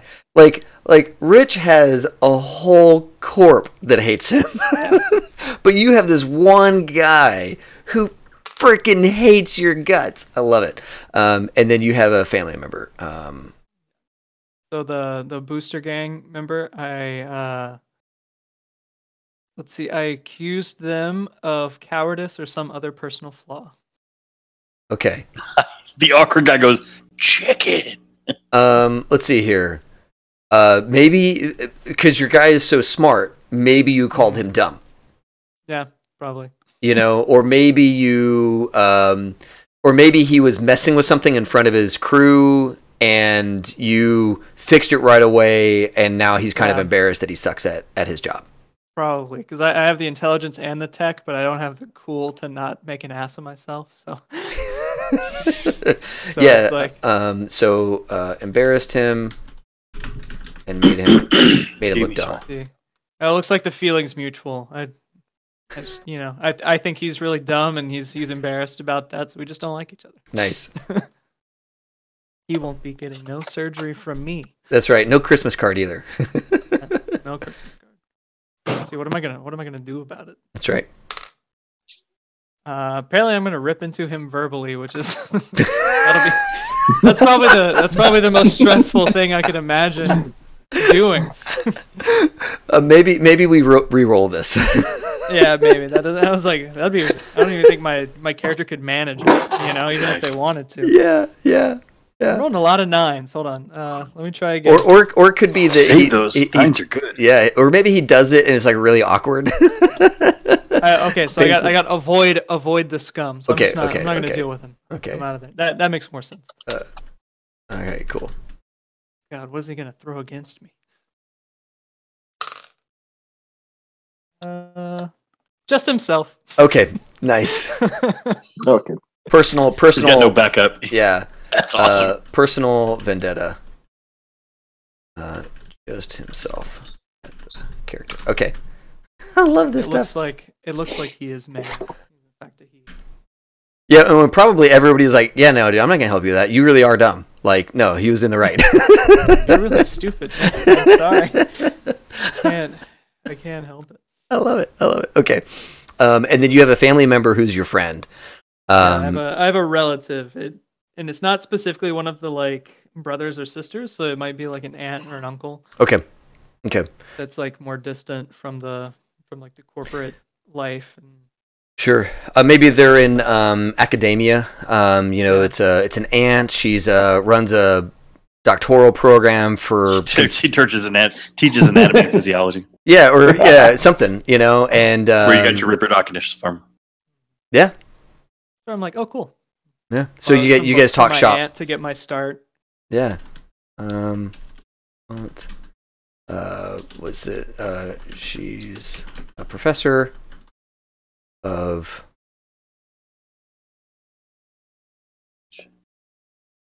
human anatomy or something. Yeah. Like that.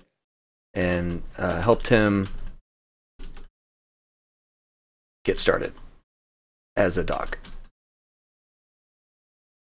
So I'm going to say that she's also kind of bent, like she has this really high-end job, but she dabbles in the underworld, and it was like, where you need to be? You need to be with these people because you'd be great at this thing. And so she kind of guided you in that direction, and because of that, you two are very close. Cool. I love it. Any other? I love this disaster bit, man. This is the hunted by corporation is phenomenal.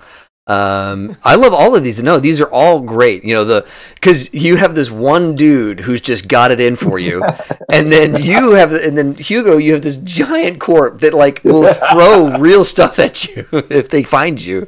I love it. Okay, this is gonna be good. This is gonna be real good. So I rolled for make an enemy and make a friend as well. Oh, you did a friend. I'm so sorry. I did an enemy and a friend, but did. We need to do both. Ethan, no, you did. The friend is the mentor, right? For Ethan. Yeah, it's my aunt. So my enemy is a relative. Okay, we know who that is, right? But maybe this isn't Dad. Maybe this is a different person. Oh. So I'd have two different things because it was a relative that was caused a major humiliation. He hates me, and I want to ignore him. Okay. And he has a small corporation he might throw at me. So be a powerful member of my family that's probably around my same age that hates my guts for all the different reasons for who I am. Okay. I get it. Because you probably hate your dad after he killed your girlfriend. Well, yeah. Especially if he made it look like suicide. Right, yeah. So this is not this has to be somebody else because it's they hate you. You really don't give a crap about this other person. Right. Okay. So it's like someone else hates me for hating my dad, but they don't realize my dad killed my girlfriend. Okay, so maybe everyone else thinks my girlfriend committed suicide. Let's roll odd or even. Let's find out if it's a brother or a sister or something along those lines. Even. Even. Okay, so it's a brother. Let's see here. Relative. Well, that would make sense. My brother hates my guts because I ran out on the family and doesn't realize that I hate Dad for reason. And maybe you were the heir apparent, right? And he sees what you're giving up by running out on the family, especially if you have the family name, right? So that you were probably the firstborn son, you were probably heir apparent, and he's pissed because they haven't yet given him his birthright now that you've abandoned it. Because your dad is still holding on to some hope that he's going to manipulate you to come back and take over the family business. But brother does have some resources. He can get a hold of a small corp that can make your life Tough. Cool. I love it. And the friend is an old childhood friend and a she. Okay. So someone way back in when I was just a kid is become my friend now. Yeah. We reconnected because we both ended up in Night City. Okay. So she has legitimate old family friend connection still. Sure. Knows the gossip about everything and doesn't tell anyone that she and I are friends, but we are. Yeah. Yeah. She's a secret She remembers me from when I used to talk like a normal person instead of my fake British accent. Yeah. She's like, you need to drop that accent around me because that's annoying. Yeah. Okay. Exactly. Cool. Yeah, we'll come up with who she is. I'll call her Cassandra. Cool. For now. Cassandra, and I'll flesh her out a little bit later. So, yep. Cool. Awesome. Oh man, this is awesome. Lots of things for you to play with. Let's see here. Oh, Rich, did you want a friend? Did you want to make a friend?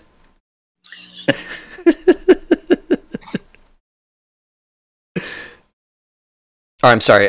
Hugo. I should say Hugo because. Oh yeah. Yeah. Sorry. Yeah. It's no.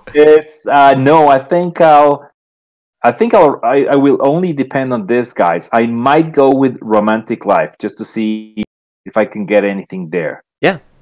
I'm just gonna skip that page. That's not. I don't think it's in the cards. Yeah.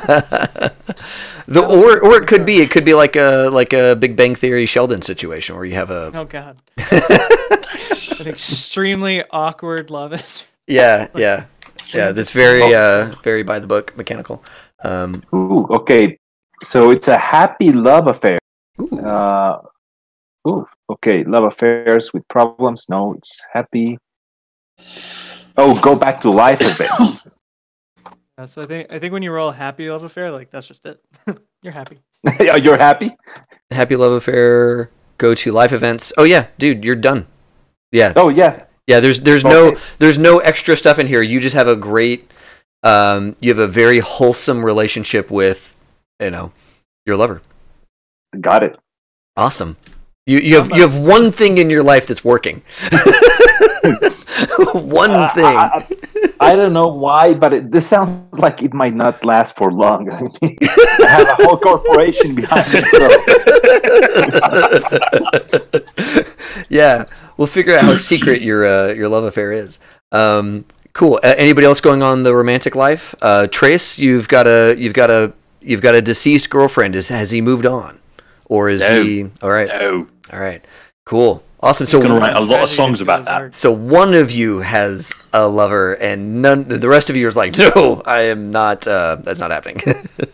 That would require me to. I've got to leave it mysterious. Yeah. Well, yeah, and you'd have to talk to people, which would not be okay. Yeah, I can't. Deal breaker right there. That's right. I'd have to be so high. I imagine if anything, there might be like this frequent patron at my practice. Mm-hmm. I just kind of like, oh wow, she's great. Like an unrequited, gosh, she's amazing kind of person. Yeah. Mm-hmm. Yeah, awesome. Just would never even mention it because probably don't even. She's so great. Love it. I imagine. Like part of me imagines he probably has like an iPad. Pick your stuff. Like don't even talk to me. Just like pick your stuff and then come over to the chair.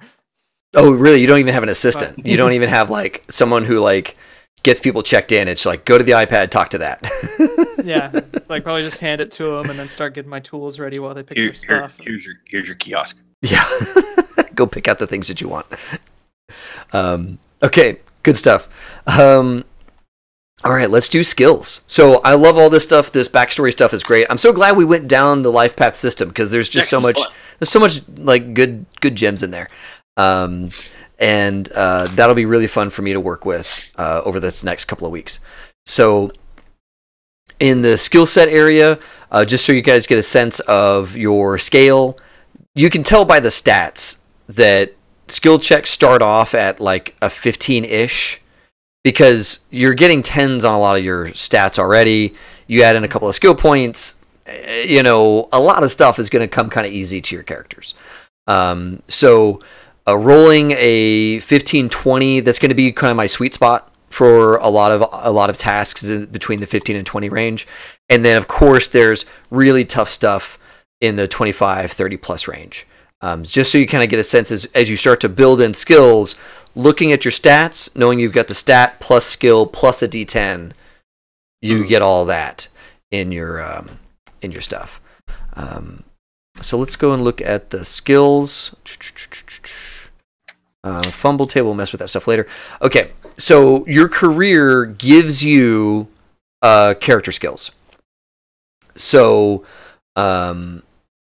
let's look at Nomad. So the Nomad, and you might want to put like little dots, Hugo, next to your Nomad guy. You're going to get family, awareness, notice, endurance, melee, or melee, however you want to say that, rifle, drive, basic tech, which is like locks and stuff, like mundane locks, and then wilderness survival, brawling, and athletics. And since you're a nomad today, those are your active skills, and you would probably pull some corporate resell skills from the second step. There's a second step where you pulled like general skills. Okay. So you may end up with some persuasion and wardrobe and style and that kind of thing. Got it. Okay. So that's the Nomad. Phil, you have the Rocker Boy stuff, charismatic leadership. That's your special power, and then awareness, notice, perform, wardrobe and style, brawling, instrument, persuasion, seduction. I don't see dance in there. Dance is not a. Okay. It's a skill on its own. You have to take it intentionally with your pickup points. You can't take it with your original points. Thank you. And then Ethan as a med tech. So there's the techie skills, and then there's the med techie skills. Yeah. They're similar, but you have. Oh, you know what? I feel like you need this because we were talking about you being a Ripper Doc. I feel like you need cyber tech. You might have to take that as a secondary skill. Okay. Which is fine because you get a bunch of secondary skill points. Because that was probably like a secondary thing. Like my original thing was just a doctor, and then like eventually it was like, okay, I could probably make some more money if I got into some of this other stuff. Okay, perfect. So what do I put in the box for or how do I mark that those are my career skills? Oh yeah, good question. So where is it? You start off with 40 points. To spend between all 10 of those skills. Okay. But because you guys have been at it for a little bit, I'm going to say that you have 45 for this, and then you're going to have more on the secondary stuff. Got it. Okay. And it's a 1-to-1 point buy, right? Yeah, 1-to-1. I think there's a limitation. Like one, you certainly can't go above 10. That's like the human max. But there's a limitation on certain skills. If it's got a parentheses next to it, that's the extra cost. Oh, and then okay. When we get IP, which is experience in this game, it's like a 10-to-1. So you're originally buying your skills at 1-to-1, unless you're like buying martial arts, and then each martial art that you buy is at a different rating because the martial arts give you different skills and abilities during fights that are specifically different. There it is. Yeah, got it. Okay, so for example, I would add whatever points I'm spending in a skill to whatever stat goes with it, and then that's what I put in the little box. Or what I would do is I would put your ranks basically. So if you're going to spend, let's say you wanted a bunch of med tech, you wanted to go with like 8 or 9 med tech, which would be phenomenal. You would just put an 8 or 9 in there, and then when you went to roll, you would just real quick add your intelligence plus your med tech. Add the die instead of doing the total, just so that it later on doesn't get confusing. Like, is some of this from a stat versus another thing? And medtech isn't actually on my sheet, so would that be other? Medical tech? That's there should be in special abilities. It should be special, which is the first set of skills. Yeah, it is. It's the third from the bottom. Yeah. I was looking under tech. Oh, right, yeah. Each role gets one of the special abilities, and you can't take ranks in any of the others. And we can only spend these 45 points in our class skills. Yep. Buying other skills, we do that with other points that are about to come. Yep.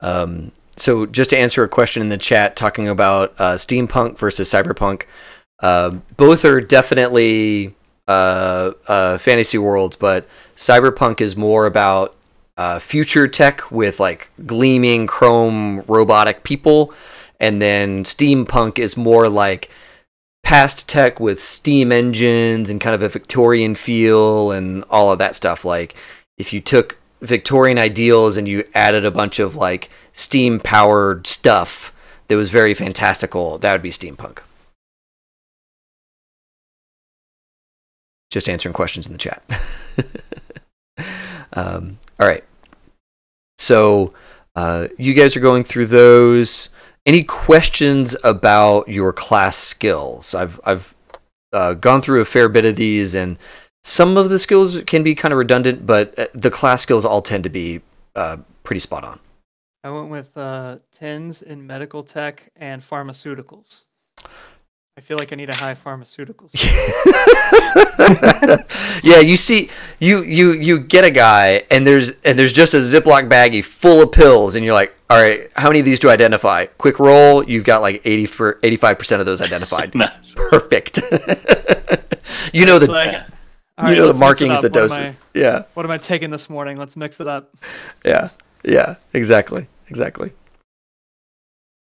I wanted like 2 really good skills, and the rest just like eh. Yeah. And then for the medtech skill, make sure you take a minute to go look at page 116 that talks about the medtech skill and how you apply it.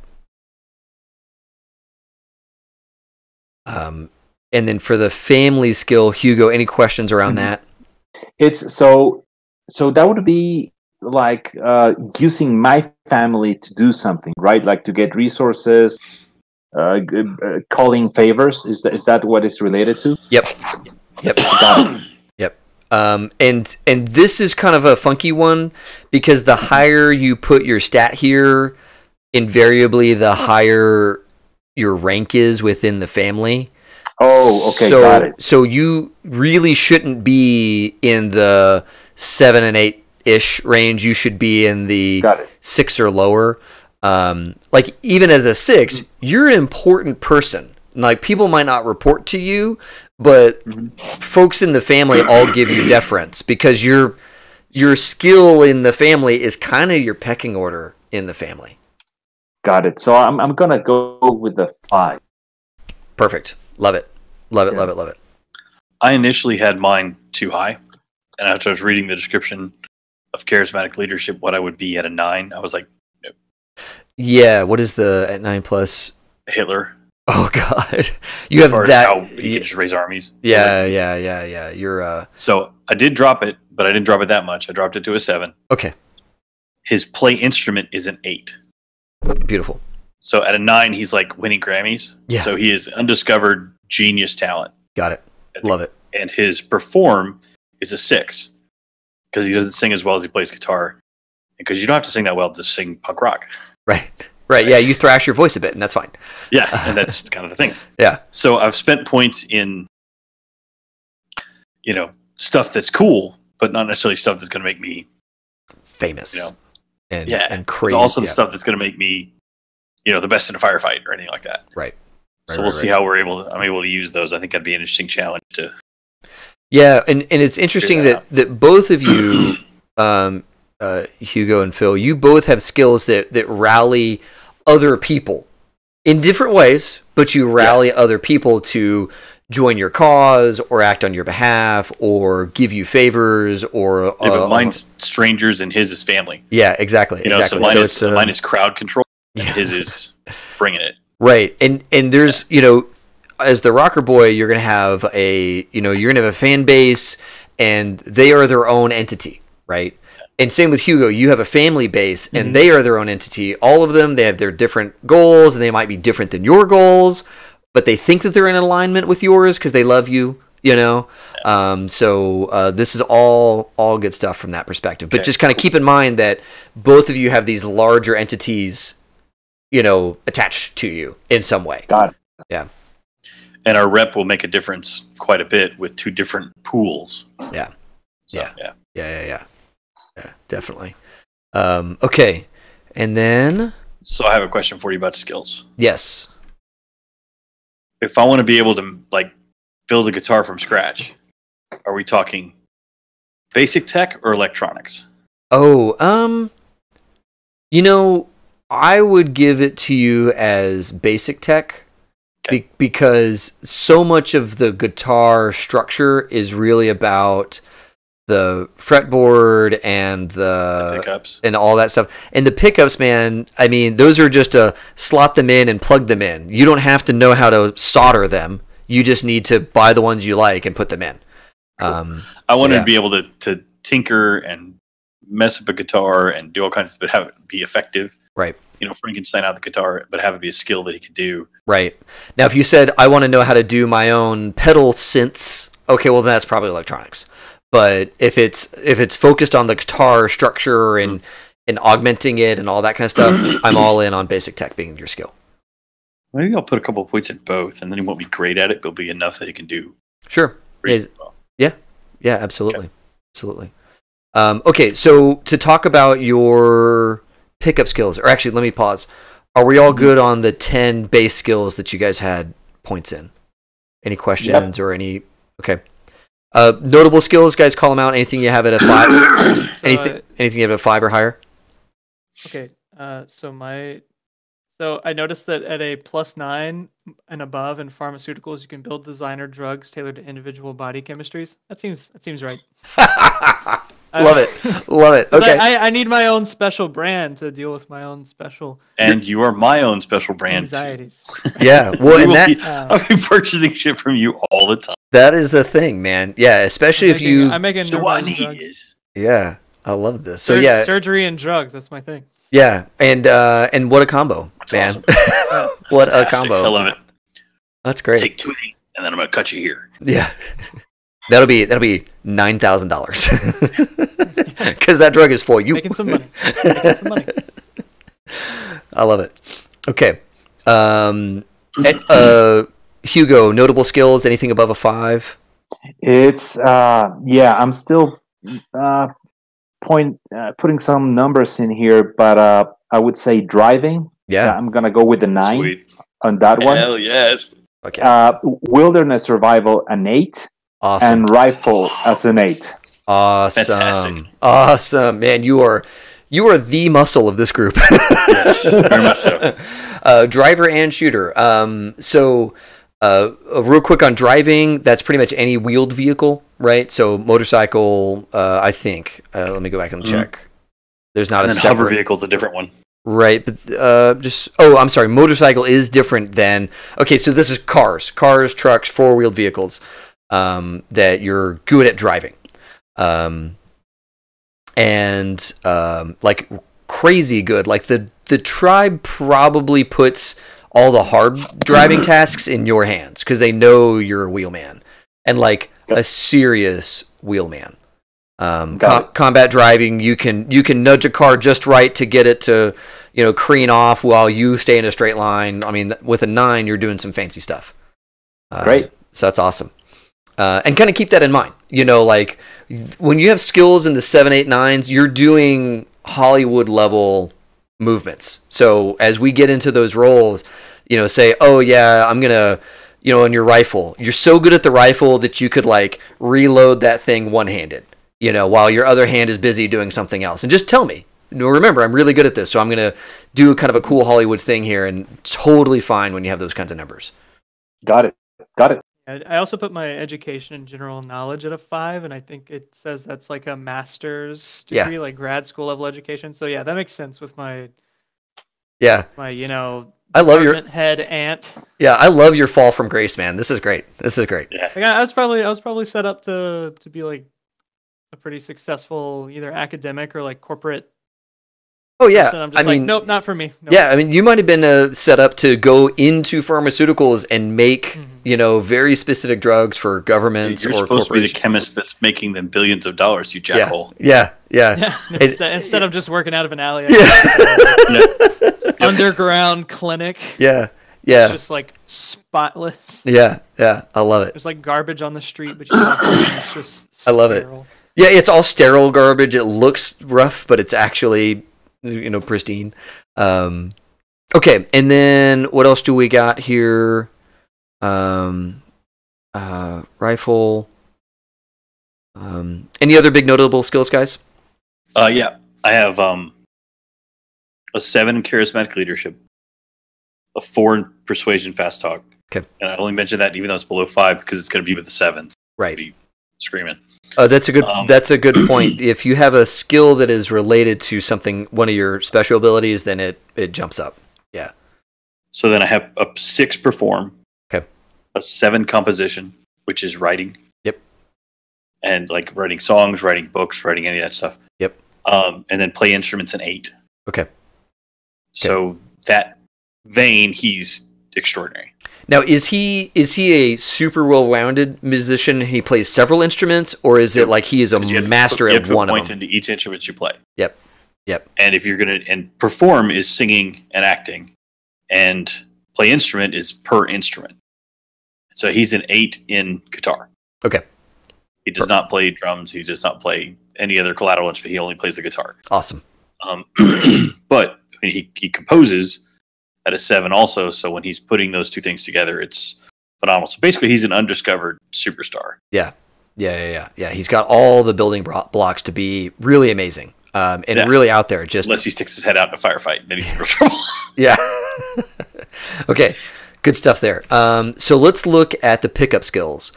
Your pickup skills, which are the you can assign these points anywhere you like other than the special abilities. So those are off limits, but everything else that's not a class skill, so you can't come back in later and put more points into your class skills, those are done. But any other skill you like, take your reflex and your int, add those two together, that's your number of pickup skills by default. Mm-hmm. Because you guys have been in the streets and you've been doing well, and you haven't died yet, I want to give you guys 10 more points of pickup skills, which is equivalent to something like, I don't know, like 50 or so IP or experience points.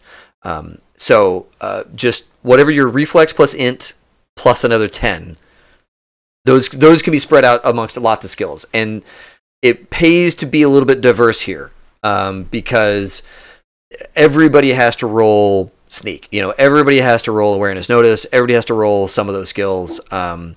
You'll want to have that stuff done. Got it. And it's also a 1-to-1 ratio, right? Even if it's like none of the core. For now, yeah. And a couple of things of note. Typically, a 3 in something means that you can handle whatever a problem is, like a basic problem, without even rolling. Like if you have a 3 in handgun, I'm going to say you can clear a jam. If your gun critically fails and jams, if you have a 3, I'm just going to give it to you. You can clear that jam without even thinking about it. But if you have less than a 3 on your handgun, I'm going to say, well, you got to roll because your character is still learning how to get that stuff unfucked. So just kind of keep that in mind. Anything you have a 3 or above, all the basic stuff you're going to have for free.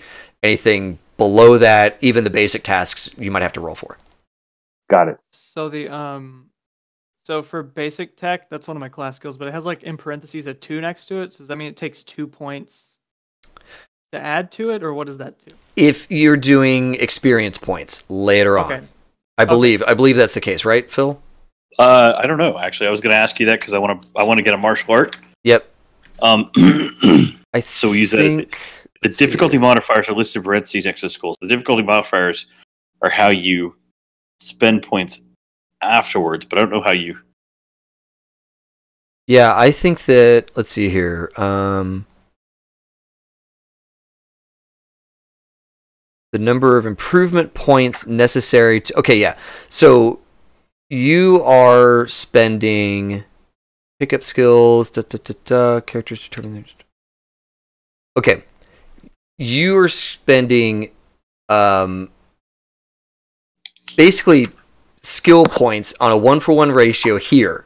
Mm-hmm. Later on, when you get XP, that comes in the form of improvement points.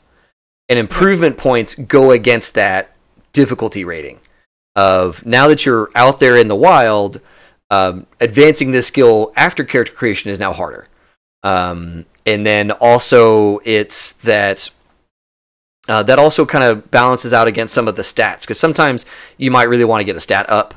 So some of the skills end up a little bit closer to the stats in terms of costing. Gotcha. So you're saying in order to get a martial art, it's 1-to-1 when we first spin these. Correct. Yeah. We don't have to pay the difficulty skill. I don't think so, because if I go back and look at starting skills and pickup skills, these aren't listed as improvement points. They're listed as skill points. And the improvement point is a general point for anything, stats, skills. I think you can even use it on rep. So I mean, it's I'm okay with you guys doing one for one at this point. Okay, cool. Because I wanted to get martial arts, but I wasn't sure how I was going to be able to do that. Yeah. And kind of also read the description of these, because again, those higher skill points can mean some extra stuff that you might not be interested in biting off on. In terms of like what that skill means when you have that high value in it.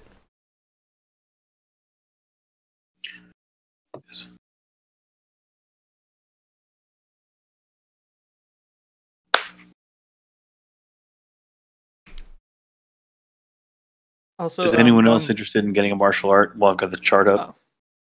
It's no, I was not thinking about it. I think I'm going more on my corporate background, so I'm cool.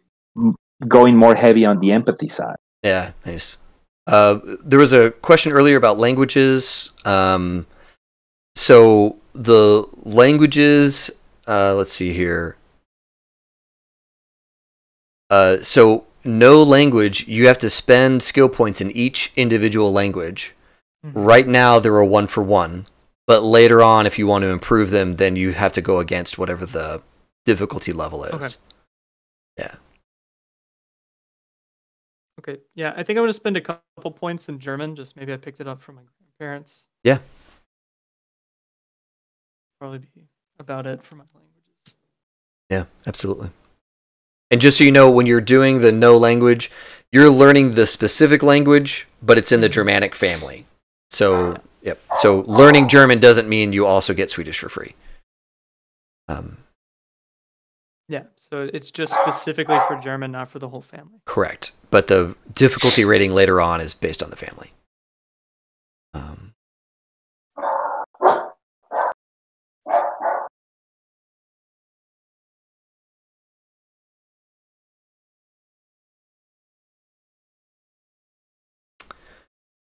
Let's see here. Just so that it's clear, there's a couple of skills they sound kind of similar, like shadow track versus stealth. Yeah. So shadow track is kind of a spycrafty thing, where it's your ability to follow someone without them noticing. And when you have lots of people involved, it gets easier because you can have people ahead of them on a street corner, and then you've got somebody kind of radioing in on where they are. So shadow track is really kind of a spycrafty thing of following someone without them noticing, whereas stealth is your ability to straight up hide from people trying to find you.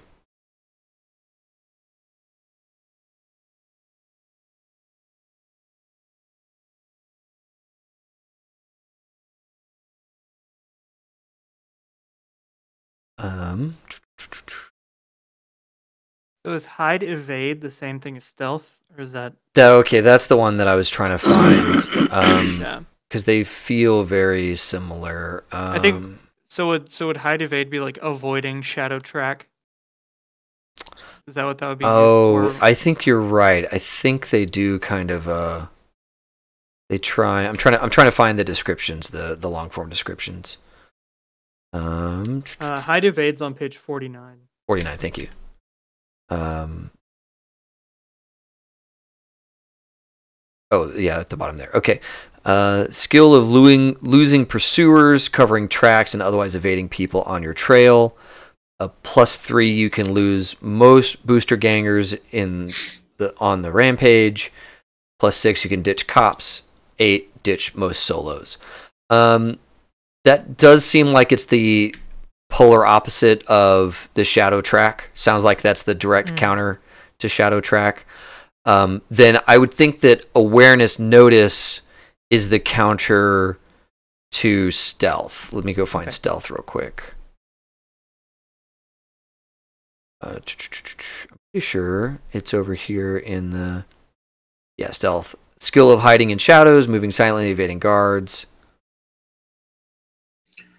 Yeah. So yeah, I would make awareness notice against stealth, and I would make hide evade against shadow track. And I would take those two. Really, the situation there is one of those things. You're actually out in the public, right? Moving. You're not hiding from everybody. So you one's are in a crowd and one is not. Right. Exactly. Yeah. Yeah. One is in plain sight, and one is like, no, you're legit in the shadows. You know, on a rooftop or whatever it is, camouflaged. Historically, I had just combined those various skills and said it's one general thing. But for the purposes of being, a stream, I'm totally fine for having those as two separate things and, seeing if we can thread exactly when you use one versus the other. Okay. I'm going to take a few points and play instruments. Love it. Oh yeah, because you have a really nice instrument. You have to have a little bit. Yeah, I think instead of having it be like a bass, maybe be more of a classical type instrument. So maybe like a violin or a cello. Cello, upright bass. That's cool. I'm down with the cello, dude. I'm a huge fan of cellos. I think cello is awesome. something that he can sit in like his back room in like a very quiet type of area. Is like his relaxation kind. That's why it's so like maybe valuable to him. Oh yeah, yeah. Is that it's like one of his ways of relaxing. Yeah, and I think I misspelled cello.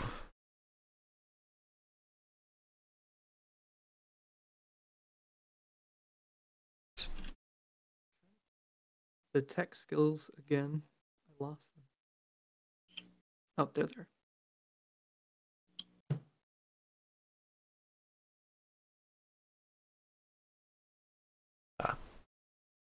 Extra L. Yep. Everybody who's messaging me on Facebook, I can't see them. Just so you all know. And I see Chip's in on the stream. Thanks a bunch, Chip. So do any of these skills go into like being able to dodge, getting shot, and stuff like that? Oh yes, I think there is a dodge skill. So would that be dodge and escape? Let's look at dodge and escape.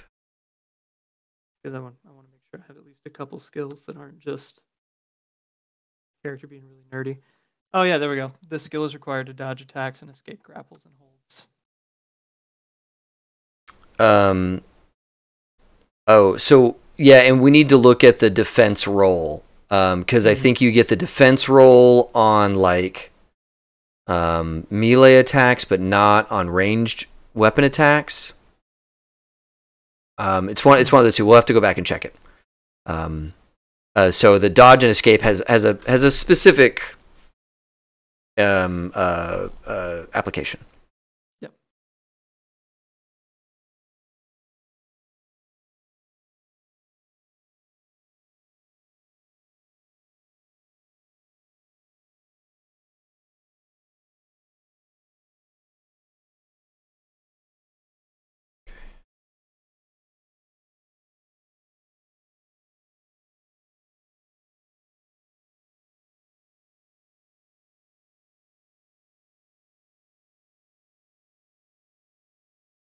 Stuff. I'll cut up over these things. Okay. Back to Twitch. Okay. Let's see here.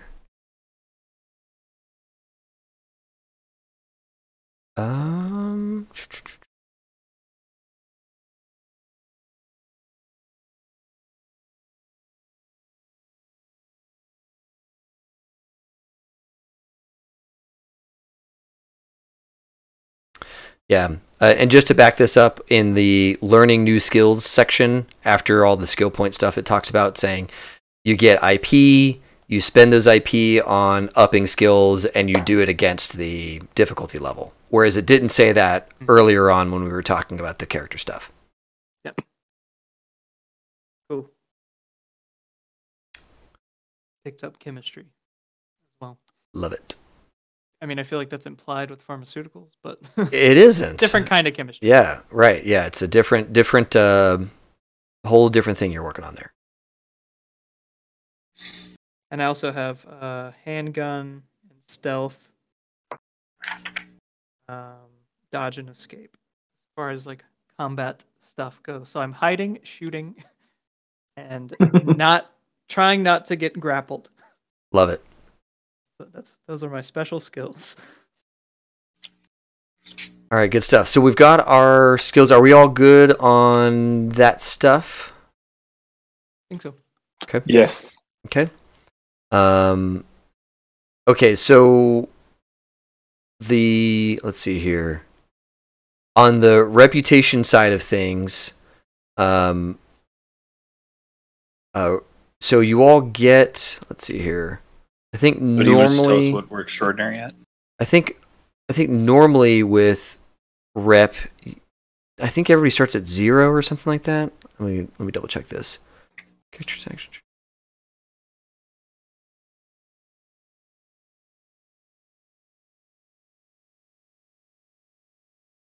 Okay. Yeah, so I'm going to say that you guys have been around enough to get a rep of 2. So there's a bit of buzz on the streets about you guys for various things. Maybe as a crew, or maybe as your rocker, that kind of thing. But a few people know about you guys in the wild, and that's just as because you guys have been in the streets a little bit longer than a brand new fresh off the truck character.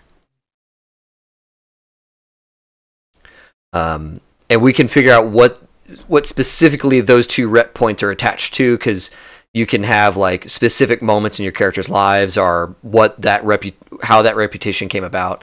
And we can definitely work on that kind of between session 0 and session 1. Okay. So we are about ready to start shopping. Unless any questions about skills, rep. I want to make sure how I spent some points is cool. Yes, Yeah. absolutely. I have a taekwondo of 5. So Okay. that's pretty high as far as like, because that's a difficulty modifier, a significant modifier on taekwondo. Because it allows you to do dodge, it allows you to do a couple other things too. Okay. I have a handgun of 8. Okay. Your guys So really I good spent- at handguns. Yeah. Yeah, I figured if he's gonna be on the streets like that, he's gonna have to have one thing fighting wise he's good at, and so he can punch, kick, and shoot. Okay. And those are both reflex based, and his reflex is a 10. Yeah. So that kind of min max there on that a little bit. The other thing is I bought 2 in picklock and 2 in pickpocket. Okay. So like he's a little bit of street knowledge coming to be able to feed himself before he's able to actually start running gigs with people and playing music for money too. Okay. And a 2 in hide evade. So a bit of a hustler in that regard. Okay, cool. But not a great one. Just enough that he got by until he can actually play his guitar in front of somebody who will then pay him for it. Yeah. Yeah. You know, so that's kind of my backstory for that is that's how the first couple of street skills he learned to feed himself before he became someone who could feed himself. Okay. I do have 2 in brawling because brawling is a rocker thing, but I also have the martial arts. So it's like he started out fist fighting, Sure. decided he wanted to learn really how to fight. Well, and there's probably a difference in the way he does it. Like if he's in the pit, he's brawling, and if he's squaring off against somebody, he switches over to his training. Yeah. Okay. Yeah. Okay. And then I took like I said, a little bit in tech, a little bit in electronics, and he's a 4 in dance, so he could be a professional. He's just high enough that he could be paid to be a professional dancer. Gotcha. So he actually really does have all these stage skills that his family thinks he's wasting or whatever. Sure. And he's probably not using to their fullest effect. Yeah. Yeah.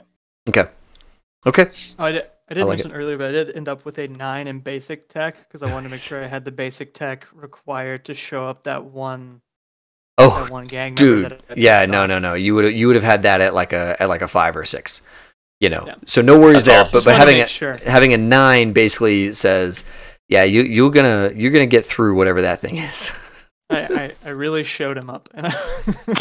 Yeah, and like That's awesome. I love it. The cool thing is like basic locks are like immaterial to you. Wait, no, is pick lock separate from basic tech? Pick lock is separate. Yes. Okay. Yes. But basic tech, like any kind of mechanical problem, any kind of any of that stuff. Electronic lock, he can put his basic tech plus his pick lock. And he's way outscored somebody. Yeah. I think it mentioned like TVs and radios and stuff at lower levels, and then up until like engines and stuff like that. Right. Like Yeah, engines. like a car or jet engine. Yeah. I think it said the 9 was getting into car engines. Okay. But not like aircraft. Oh. I think it specifically said no aircraft. Oh, is the aircraft? Oh, I bet. You know what? I think there's like a separate aerospace something or another. Yeah, it says at a skill of 9 or better, you can build a simple computer from scratch, put together a race car engine, and maintain any kind of industrial machinery. That's right, aerotech. Aerotech is the planes and stuff. Okay, cool. But it says just like Mr. Goodwrench doesn't know how to build and service an F-16, so I can't necessarily get up in there. But okay, gotcha. And then, did you get some cybertech skill as well? I did not, but I can split that. Because as part of a Ripper doc, you're probably going to want to have just a little bit of that. Fine. I'll move that. I'll move one of my skills and put a 3 in it. Okay.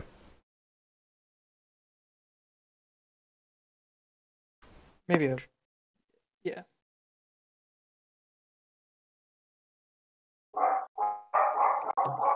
All right, good stuff. Yeah, like cryo tank operation. I've never seen a character take cryo tank operation. I don't know why. Like how often cryo tank comes up in a Cyberpunk game. Because normally it's like, no, that guy's gone. Like there's not a let's shove him in the tank and save him. It's like, no, that dude's dead. Yeah. Okay. Let's see here. Hugo, you mentioned earlier your stuff, but what about these additional skills? Anything notable you added in? I actually ended up skills. So I'm going with first of all, education and general knowledge. I'm only going. I'm going to have a 5 in there. Okay. Now the trick is on empathy. I'm going with the 7 in human perception, and 8 on persuasion and fast talk. Nice. The way I see it is, I know a little bit about a lot of stuff, but not enough to really get anything done. The way I got ahead is I persuade people to do stuff for me. Right. Well, okay. and that puts him at like, corporate world. He would have been middle management. He would have been a political mover and shaker without having lots of skill to do it himself. Mm-hmm. Exactly. Nice. And finally, I got a 5 on Streetwise. I when I got out of the corporate world, I think I got enough. I try to apply the same knowledge of just figuring out how the underworld works. Yeah. So once again, I kind of like I'm trying to apply the same things I did inside a corporation now on the outside. So I'm kind of like a fixer. I get you stuff. I can deliver you stuff. I can get you whatever you want. Real quick, Ethan, does your guy have any Streetwise? No. I love this. Okay, perfect. So maybe when the two of you got together, it was, I have all the skill to make custom drugs and the ability even, you might even have the workshop that allows you to do it. And Hugo, your guy, Rich, he has the connections to actually move the product in a safe way that doesn't get you guys burned. I wanted my guy to be kind of useless in a lot of ways, but like very specialized, because I didn't want a guy who's like, I'm super smart and I can't talk to anybody, but I'm also like super good at guns and stuff. I want to be kind of a disaster. That's hilarious. I love it. His field. Yeah. No, that's great. So, Absolutely you know, he'll be doing a lot of running and hiding, and probably not be very good at running and hiding. Awesome. Okay, I love that you have no streetwise, but can make illegal drugs. That is phenomenal. Not only that, but illegal drugs tailored to your body chemistry. Right. Exactly. Walter White prior to being Heisenberg. Exactly. Yeah. And that's great. I have a 8 on persuasion, so even if it's not tailor made, I'll sell them. You give me whatever you have, I'll get it on the street.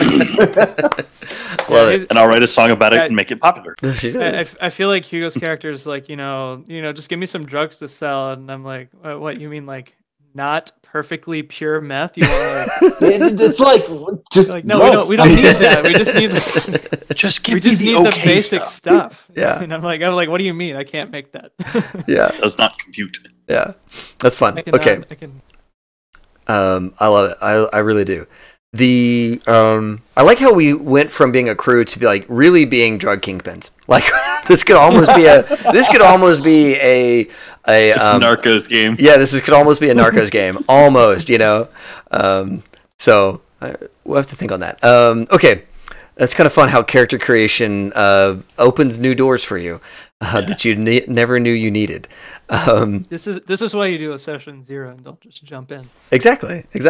Yeah. Now I know way more about you guys, and this will be great. Nice. Okay. Any other big notable skills we haven't talked about so far? Mm-mm. Okay. Nope. I have library search. Okay. Just in case I need to look something up. Yep. I feel like that comes with the background in academia, maybe. Yeah, and it is a different thing. You know, like one is just straight up smarts, and the other one is figuring out how to get smart on something real quick. So good stuff. Love it. I love how in the book they give like little hot tips. So like, hot tip: photocopy this page. Yeah, it's fine as long as you're just doing it for personal use. Yeah. Exactly. And it also kind of dates the game, right? They're like photocopy. Yes. Yeah. All good stuff. I love it. Okay. So we went through skills. All right. The next big thing is shopping and getting you guys outfitted with the stuff. I forget how there's got to be a page where we do. Oh, here we go. Ha ha ha ha ha. Occupation table. This game has so many tables. I love it. Okay, so your role, there's a table on page 58, and it's basically your special ability level and then your role that tells us how much money you get every month. And that's going to help us figure out what your quality of life is, because you could say, look, I live in squalor, or I live the high life, and that's going to take part of your monthly income away, is depending on what level of society you live at. Like if you have a really nice lab, like your drug lab, if that's a really nice thing, you're spending money every month to maintain that. If it's a shithole, you can make drugs in a trash can. I don't know. Like they're not going to be good, and they might kill some people, but you could do it. Okay, so on this chart, real quick. What was your rocker at? What's your rocker ability? 7. So you're you make the equivalent of playing in the big clubs at $2,000 a month. Now he might be playing tons of small clubs. So I think I'd rather him be a little bit less successful than that, just for beginning the story. Sure. And so what I'll say is maybe. Okay, yeah, but you still get that kind of money coming every once. Maybe you have a split the difference and do, instead of 1,500 or 2,000, do 1,800, because it's halfway between 15 and. Yeah, I'm down with that. I'll do that if that's cool. Yeah, that's totally fine. Take a little less starting money. Yeah, I'd say he's capable of being that, but he's not that yet. Yeah. Now the med techie, what did you get your skill up to in med tech? Mine's at 10. Yeah. He's spending it all on his lab. I wanted to be really specialized on. He owns the building he's in, but nobody knows it. Oh yeah, dude. Yeah, you have 15. I'm not just renting my space. Yeah, no, you're right. $15K a month. So I'm probably not in a $15K a month neighborhood though. Right. Yeah, it goes a lot further when you're in the docks. Because I'm like a Ripper Doc level setup. Yeah. And so it's like I'm making 3 times what it looks like I should be making. Yeah, and the Selling my specialist designer drugs. physician makes a lot of sense. Because Ripper Doc, specialist physician, all that stuff. That's all good stuff to me. And then in the Nomad stat, where were you at? You were at like a 7 or a 6? No, I was at a 5, so I'm just a plain clan member. Okay. Mm-hmm. I actually, story-wise, perfect. I love it. And then let's see here. Money-wise, you could modify that because normally we roll 1d6 divided by 3 for how many months you've been employed. Yep. This way, you could do. Actually, what you could do is set him as a corporate for the beginning for the first however months, and then the very next thing I love it is roll one more d6. If you roll over a 4, you're unemployed. Congratulations. Where's the money page? I'm looking at page 59. Oh, 59. Right next to the table. Yeah. Okay. Special ability. Oh, that makes perfect sense. Okay. I see what you're going for then. Number of months you've currently been employed, and that gives you the total. Okay. So, yeah, because you guys have been around a little bit, I'm okay with you guys doing, let's see here.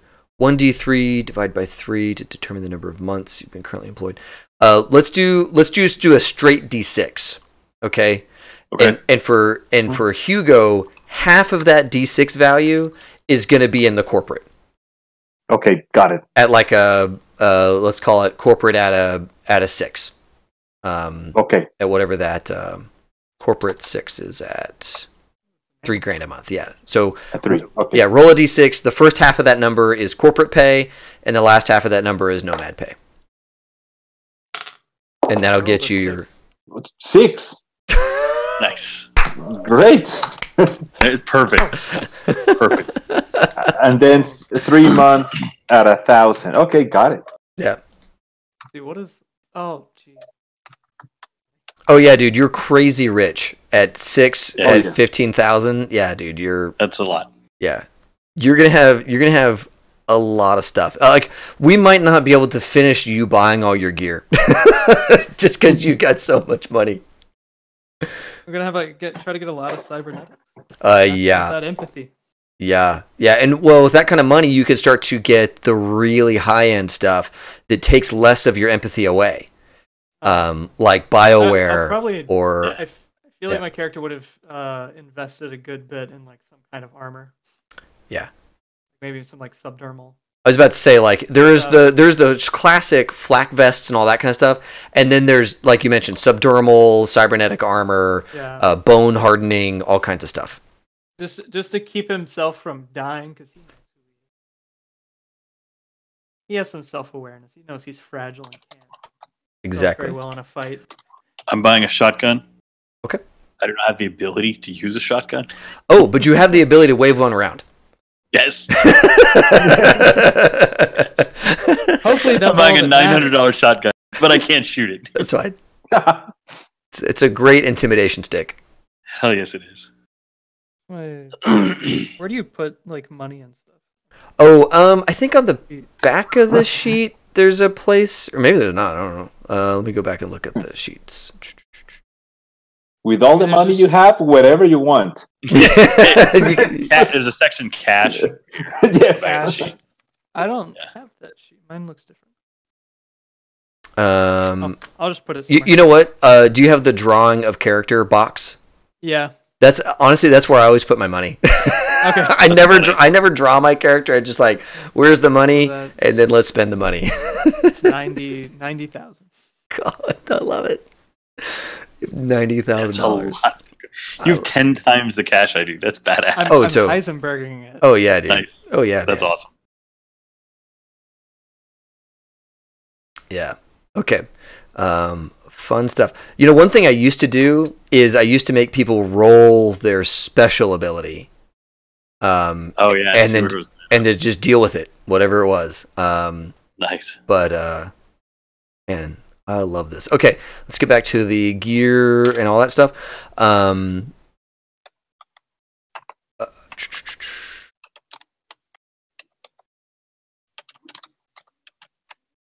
And I'm not worried about you guys being unemployed or not. I just thought that was one of the funniest parts of the book. Yeah. Roll one more d6. Roll a 4 or higher. You're unemployed. Congratulations. You can taste the kibble now, Chumbada. All right. Okay, so this rest is going to be a lot of shopping. There are weapons in the base book.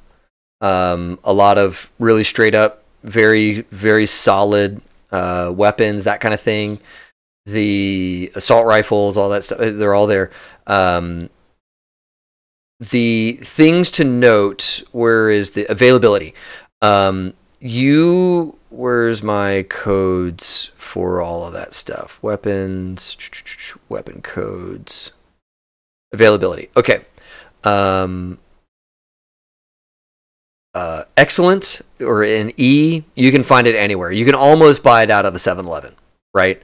And again, this is grimdark future, so there are totally gun stores sprinkled throughout places strategically located for maximized capitalism, where you can run inside. The glass is, blast proof and all that stuff, and buy a fully loaded and charged weapon.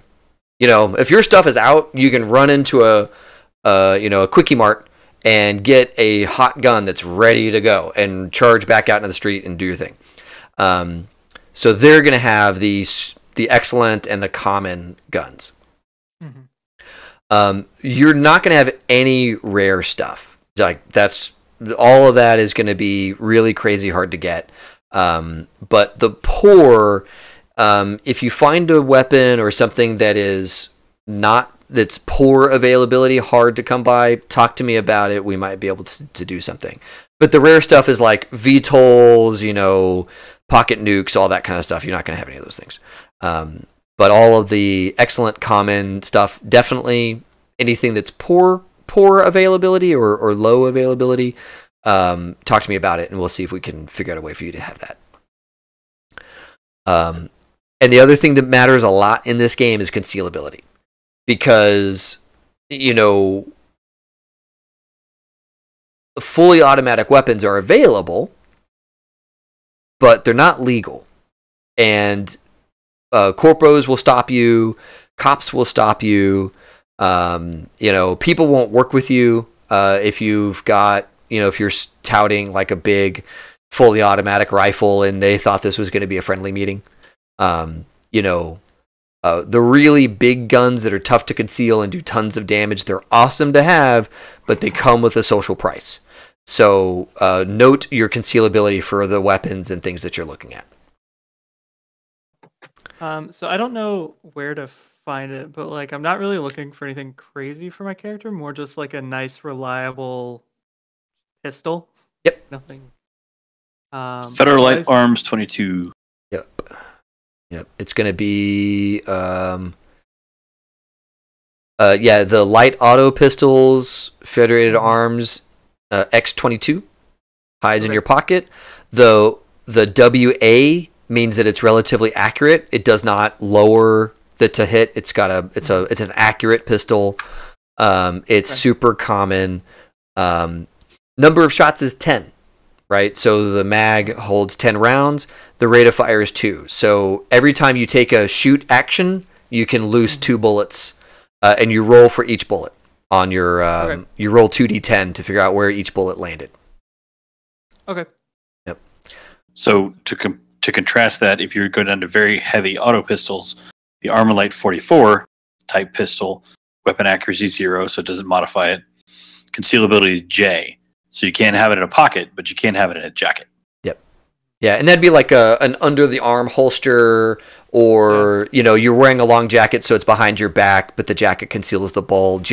Think in terms of that. If I have a larger weapon, I need to find places on my body I'm going to hide it. Because, day to day, you don't want to be concealing. You don't want to be... Open carry is not a thing in this game. Yeah. I think I want to go with one of the, heavy auto pistols, this crazy Magnum looking deal that he probably can't shoot very well, but it's kind of scary. Oh yeah. Skinny dude pulls out a big Desert Eagle looking thing that has a giant Armalite 44. Yeah, the I mean, armor light. my Or the body's Colt like an AMT 8. Model 2000. Like I have like the figure to look like I should be holding this. I just don't have any. Yeah. Well, training. the Armor Light 44 is common, Yeah. whereas the Colt AMT is not available everywhere. So that Colt would be cooler. Yeah. Yeah. Does that make sense? I feel like that'd be more in line with like what he might have. Yeah. Yeah. Like Colt, it's like maybe it's a higher end kind of deal. You know, he's like even my weapon needs to be fashionable. Yeah. It's Yeah. engraved. Oh yeah. Engraved. Oh yeah. Yeah, It's got absolutely. it's got a the grip is like has all this filigree in it. Mhm. So yeah, and real quick on reliability, very reliable, standard or unreliable. That can have an impact on jamming. Okay. Cool. Specifically while auto firing. Thou shalt not buy, you are. Yes. that is the subtext of what I was saying. Because everyone thinks that's funny in character creation, and then no one thinks it's funny when it actually comes into play. Yeah. So yeah. The Colt AMT model. Yeah, the Colt AMT is very reliable. So when you're lighting that guy off, you have high certainty that every round is going to come out of that chamber. Ability. Okay, cool. So I'm done with weapons. Nice. That's it. Just the one. Yep. Yeah, I'm getting 2 pistols, 1 light, 1 heavy, very heavy, the Armor Light. Okay. And then he bought a rapid assault shotgun, but he doesn't have the ability to use it yet. He'd like to learn how. Sure.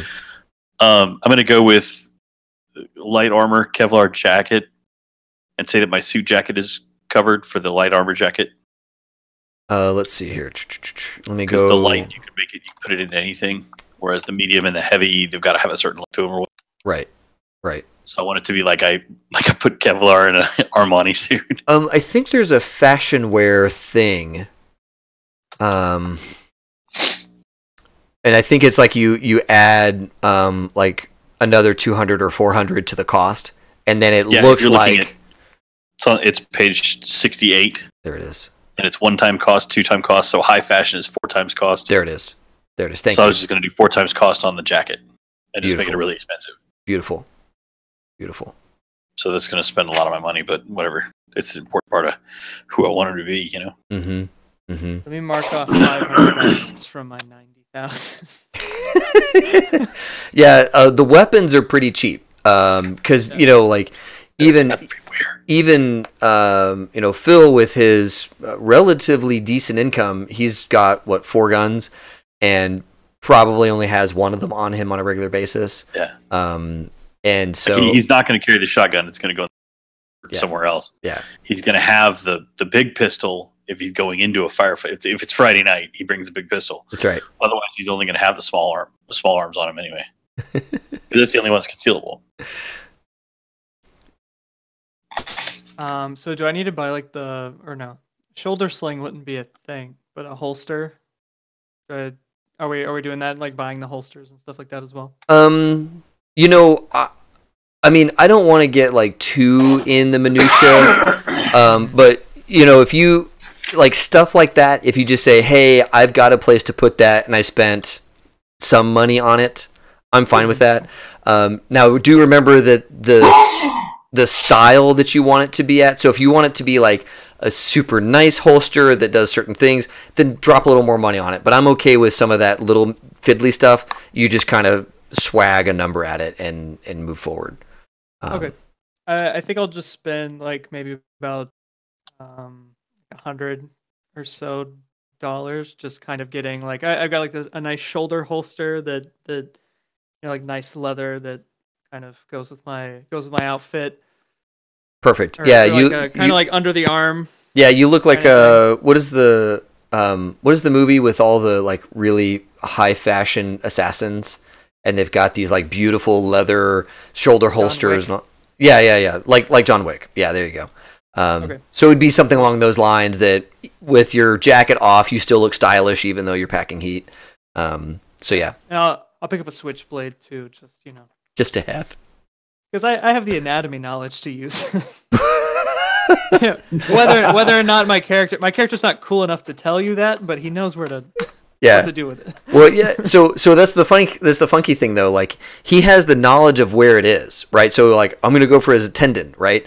But he doesn't. Does he have knife skill? Does he have melee? I don't think he has any skill with the knife, so it's like putting it there. That's the problem. Right. Yeah. So he's gonna one, doing it in combat, but two, even like knowing exactly which part of it to strike. He's like, well, anatomy, I know that's super painful, but what's most likely to do it in this instant hot second?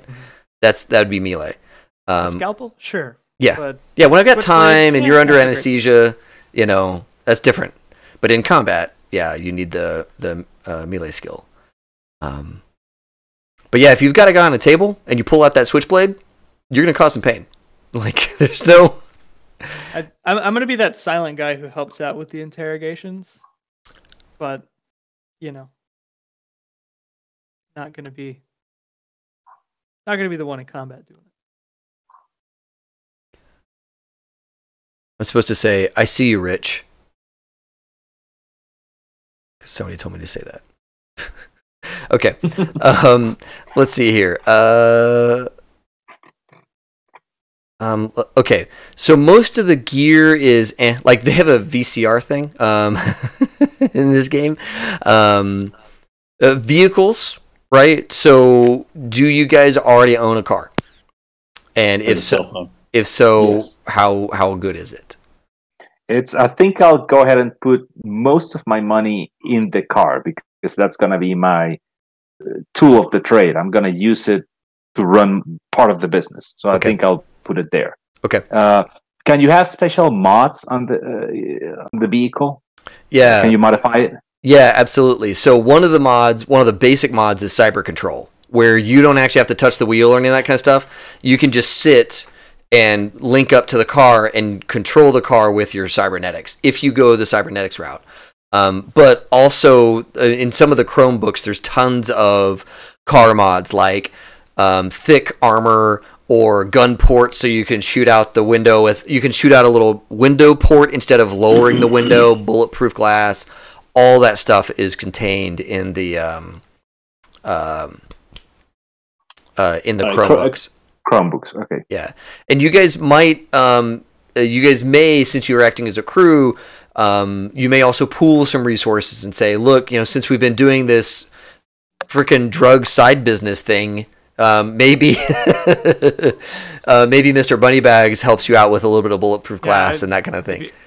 If you guys need something and you're out of money, let me know. You're bankrolling the whole thing. You're bankrolling the whole thing.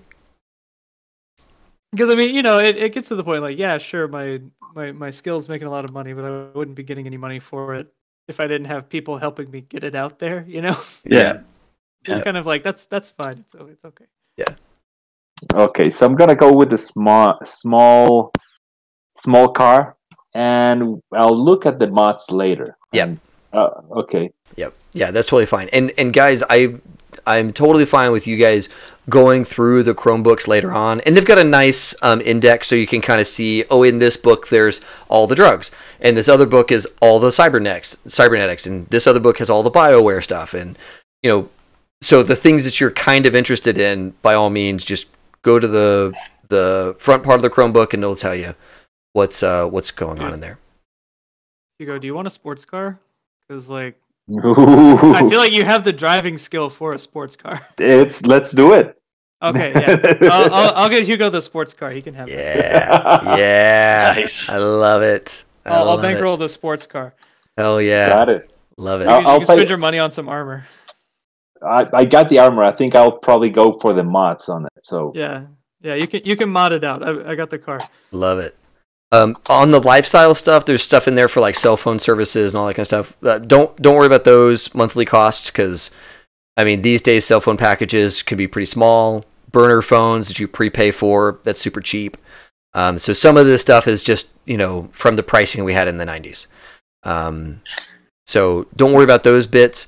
The health plan though, or the trauma team account, if you want those things, yeah, you are gonna have to pay for those.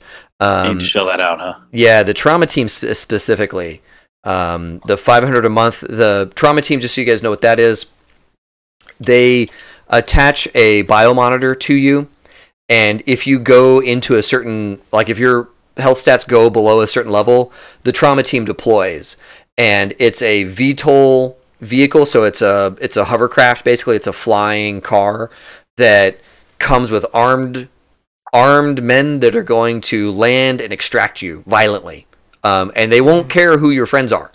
They're just, everybody around you is a bad guy except for you, and they're gonna pull you on that trauma team thing and get you out of there. Trauma team is awesome, but it's expensive, and so if it's something that you want, by all means you can have it, but you got to pay for it. And same with the healthcare plan. What's the health plan? What would be the difference? Yeah, so the health plan here, it actually gets into that under lifestyle, I think is where that is. Yeah, let's go to the lifestyle. The health plan. I think that is just basic healthcare then. Oh, I think I'm a doctor. I have my healthcare covered. That's right. That's right. I think I will be getting the trauma team account though, because Vice is pretty paranoid as well. About, and he can afford it. Stuff. Yeah, and he can afford it because he's got the skills to pay the bills. Yeah.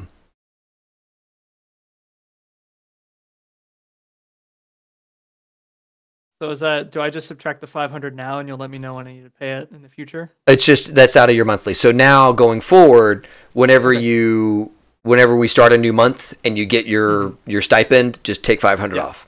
Okay. Cool. Yep. I don't know how long we've actually been doing like dangerous kind of work, but you know. Yeah, I mean, retroactively, how much do you think he would have already spent on that? Because that would have been a recent purchase once he saw that we were getting in a lot of gunfights and stuff like that. Maybe. Yeah, let's give it a month. Yeah.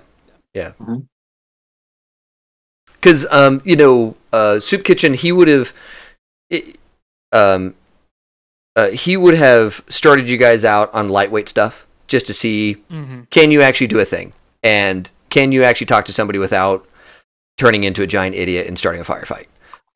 So he would have started you guys off at that stuff, and then worked you up to the higher end stuff.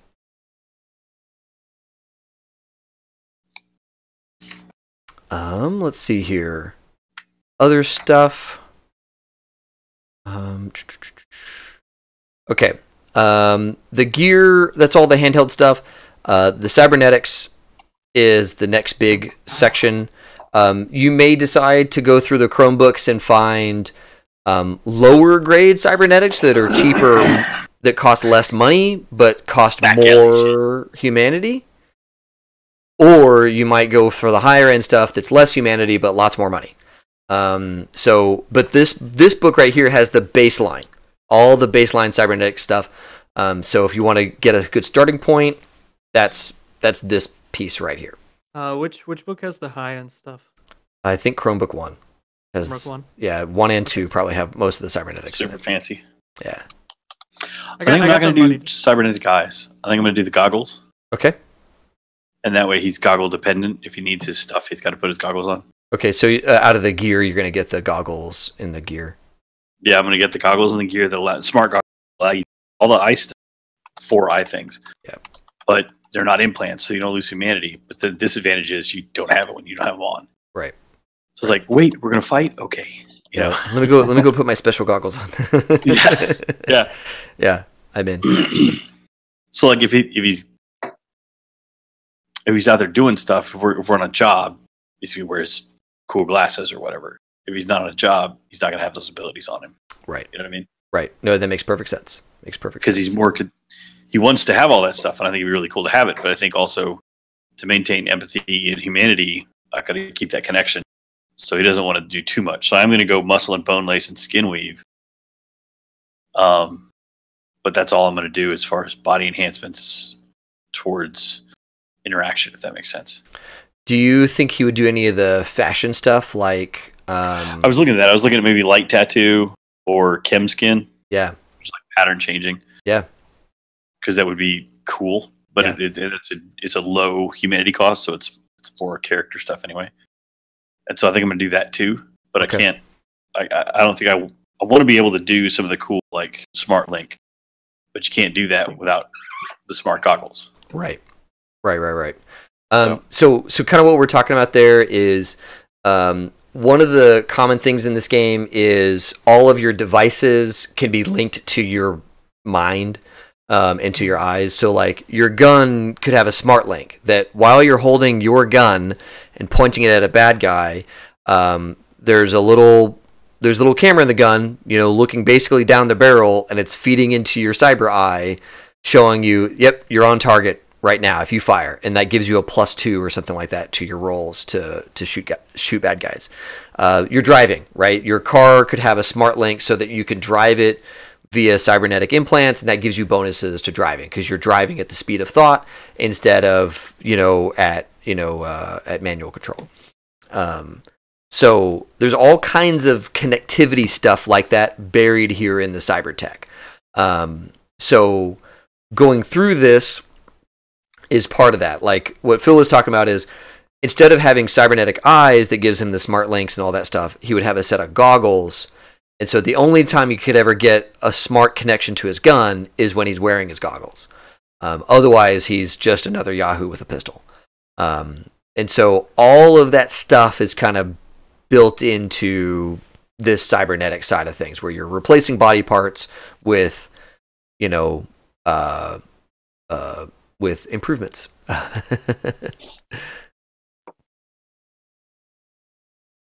Okay. So I've taken a -6 on my humanity. So it's not even to 9 yet. Okay. Because I'm a 1d6 and a 2d6 and I rolled a 3 on that, so I got lucky. And since skin, I got 2, and the light tattoo is 0.5.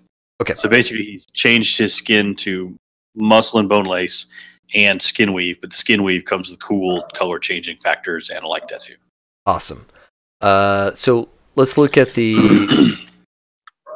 muscle and bone lace. Where is that? Oh, so muscle and bone lace. That's a BioWare thing. It raises your body type up, so it makes your stuns better. It makes your means you can lift more and all that kind of stuff, and you just look stronger. You got more muscly, sinewy stuff going on there. I don't want to look stronger. Oh, okay. Is that cool? I'm okay with that. Yeah. Okay. Yeah, that's fine. I want to look like a scrawny guitar player. Yeah. Like Dave Navarro or whatever. And you've got the skin weave as well. Is that what you said? Yes. Okay. Yes. And skin weave is also synth skin, so it's color changing. Gotcha.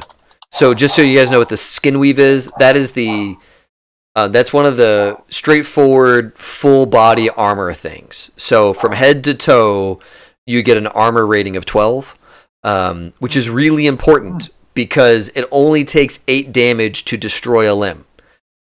And if you remember back at our pistols, some of those pistols are rolling like 3d6. So mine's 4d6. 4d6, yeah. So making 8 damage happen ain't that tough. So it's not that hard to lose a limb. So having a flak vest, helmets, flak jackets, all of that stuff is really helpful. And then also finding some of the cybernetics and BioWare that gives you full body armor as well helps you negate small arms fire, pistol fire, that kind of thing. So I'm going to be the skin weave with a Kevlar vest. Okay. So that I'm layering, so that it has to get through the Kevlar vest before my skin weave kicks in. Yep. But I mean, really, we're just talking about anything about over 45, and it gets through the vest anyway. Right. And the vest only covers the torso, right? It doesn't cover the legs, the arms, the head. The jacket is torso and arms. The T-shirt is torso only. Right. Yeah, so it's important to note which body parts are covered, and when you look at your character sheet, there's all those body parts listed, and then armor ratings for each one. So as you're layering your stuff, that's how that comes together. And obviously, let me know if you have questions or if you want suggestions on things to do. There's a couple items that are really straightforward, like Phil, went straight for muscle and bone lace and skin weave. Those are 2 very common items for people to add to their character if they expect to run into combat. But there's better ones if you expect to be kind of a more of a thresher in the front more often. So in this case, you said that the limit is humanity, right? And that one's equal to the body? The humanity is your empathy times 10. Okay, got it. And then as you buy synthetic stuff, you lose humanity. So right now, by buying everything I just did, I rolled to see how much humanity I lost. And I've lost less than my first 10 points. So I don't reduce anything. It still stays at, my empathy stays at 8 / in this case, 73 or 74. Right. Okay, so here's a question. I'm looking at the list and it says 2 dice 6, but then it has a list underneath it. So, for example, I'm definitely going for the vehicle one. But it says 2, so that means I roll 2 dice 6. Or where's the? Yeah, what page are you on? It's okay. 1 minute, I lost it in here. It's some parts of the chart you have to get. Are you doing the vehicle link? Yes, it's on. Where is it? The neural-aware processor. Yeah. Okay, so perfect. This is a great example. So the processor, you have to get the processor installed into your brain. That costs $1,000. You roll a d6, and that's how much humanity you lose. Okay, got it. So it's basically for the processor alone. Yeah, so it's basically at the time of surgery, you're going to lose a little bit. So you're going to lose some just by putting a processor in. And then once it's in there, you can have these little systems in there, like the vehicle link. And the vehicle link just takes looks like a straight 3. So by having a vehicle link, it's going to straight up just take 3 humanity away. Got it.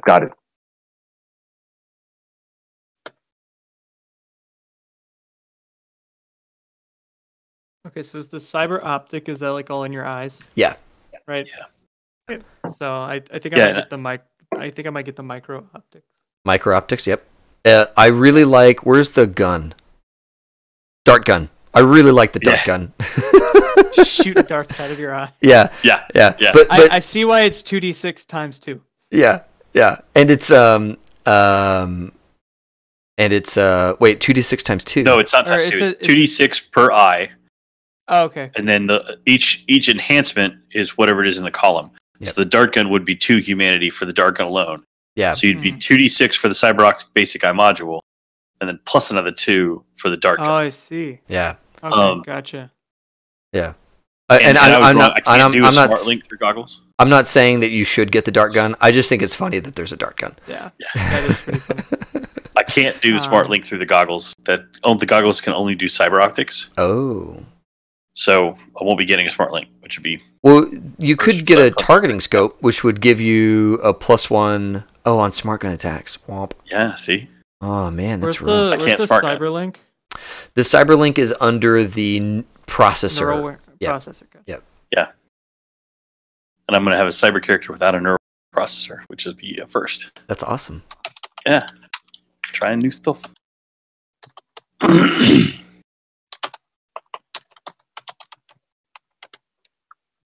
So, okay, so just getting the basic processor is okay. I see how it works now. And I think that the basic processor, like you'll notice some things have slots. I think that the basic processor doesn't have slots. I think you get the processor and then you can load as many of these things in there as you like, but they all cost some humanity. Yeah. It's only the eye modules that are limited to the number of things. Yeah. Oh, that's right, because the eye is limited space. Womp. And then, like the arm and the audio, those have, like the audio, there's no option limit. The arm has certain number of option limits. Legs do too. Yeah. And those are fun because you can have like little hidden compartments in your body, so you can mule stuff. Yeah. Keystra. Okay, so I think I'm gonna probably do. Is my gun's a smart gun, right? To make it it can be. There's a let me go explanation for smart gun is on page. I just saw it. Look at page 82. It says how a smart gun works. Basically, it ends up giving you +2 to your gun at all times if you have it on. but you have to have the weapon, plug, the link, the processor, and then the system that you add to it. Okay. But a smart gun link gives you +2 to all your attacks. Yep. And the awesome. smart gun. Hold on a second. So your gear. Let's go back and look at the guns, because there's a cost to making it a smart gun. Because there's the gun itself, and then you say, "I want the smart gun improvement," and then it's more money. Okay. I think instead I'm gonna have my my neural be like geared toward operating some of my surgical equipment. So having like a machine tech link. Yeah, take a look at your chipware. I don't know if you've gotten to that yet. No. Chipware is like, what is that show Chuck, where he can download a skill? Oh yeah. You've got a little slot, and you chip in a skill, and suddenly you've got a skill you didn't have points in. Yeah, yeah. So it's like so that would be a chipware socket. I would need to add that in. Well, that wouldn't necessarily help you with surgery because you've already got so many points in the surgery. You would use that to instantly know some skill that you have no points in, or very few points in. Yeah. Mm-hmm. Or you buy a chip to increase your level above and beyond what you already have, way above and beyond, right? Mm-hmm. I think so I have archery +2, but I chip in +6 more. I'm suddenly an archery 8. I think that the way that, unless it says differently, I think the way the chip works is if you're relying on the chip, you get whatever the chip's rating is. It's not the chip's rating plus your own rating, because there's redundant knowledge in there. I could be wrong, but that makes sense. So I think I'm gonna go with the machine tech link, the data term link, so I can download stuff from databases. I have library search, so I can look through those more effectively. Mm-hmm. And then a chipware socket, just so I can, maybe grab some chips later on. You cannot combine natural skills and chip skills. So I can't chip my karate up to a +7 when I'm already a +5. So I can't use a chip to make me cooler than I already am. There it is. Yeah. But it is cool that you just hang on, because your chip socket holds up to 10 chips. So you can give yourself +2 or +3 in 10 extra skills just by chipping in and paying for it, which is pretty cool. So the humanity loss is 6. That's not bad. You also can get a Mr. Stud sexual implant. See? You can get all kinds of stuff in this game. But yeah, I wanna maybe in my lab have some surgical tech that I can link with. Hell yeah! To help me out with doing stuff. Yeah, absolutely. Tech link. Man, I'm still trying to find this smart gun cost. How much does it cost to make your gun a smart gun? Both of those links are 2 points each. Mm-hmm. Okay. So I'm still at a 10 empathy. I'm at 92 humanity so far. Let's see if we can knock that down a couple of notches. What else you want, buddy? Let's mess up you a little more. It'd be great. Those are both 100. You could get stress analyzer, amplified hearing. You could get cyber arms and then give both of them armor, so they're SP20 each. So you could just put your arms up, and that would give you all this stuff. Okay, so that. Oh, and the chipware socket. So that's a D6 divided by 2. Okay, so that's 2 more. So I'm now down to 90 humanity, which would drop me down to 9 empathy, right? That sounds right. Huh. Something's wrong with my book. That's neat. Sound editing. +2 to awareness to overhear specific conversation. That is pretty neat. Yeah. Chipware socket. 200. I'm at $65,500. So we're chipping away at it. Wow. The money back. Oh man. Gills. Okay.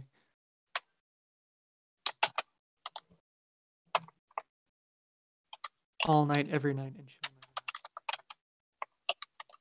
Smart gun, smart gun, smart gun. Man, I'm having the hardest time figuring out how much it costs to make a smart gun happen. Like how to upgrade a gun to being a smart gun, because it is a straight up. You have to enhance the base weapon. So I can help. Yeah, thanks.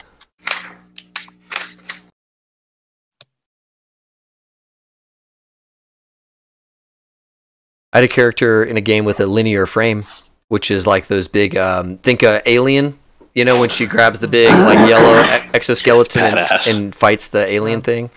I had somebody with one of those once.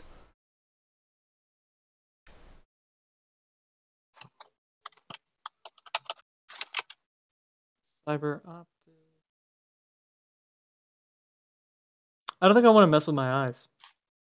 I Okay. think that's probably like one of his features, like those crazy blue eyes that he wants. Oh yeah, exactly. And So it is would that be back in gear with like goggles or something? Maybe like some like. Yeah, goggles so with- you can get some goggles. The smart goggles. Smart goggles can be outfitted with chips to simulate effects of up to 4 cyber optic options. Mhm. Can come with a smart gun plug and cables, allowing the targeting scope option to be used. If you still want all the other stuff to make your stuff smart gun, you could still get the targeting scope in your goggles. The goggles are $200, and then you still have to pay for the individual cyber optic options. Yeah. But do they wouldn't pull from humanity? Correct. If they're in Yeah, you're goggles? no longer spending humanity to do those things. But you have like Phil was saying earlier, you don't get the benefit while your goggles are off, and you're not wearing Okay, the goggles all yeah. the time. So the goggles were 200. Yeah, 200. But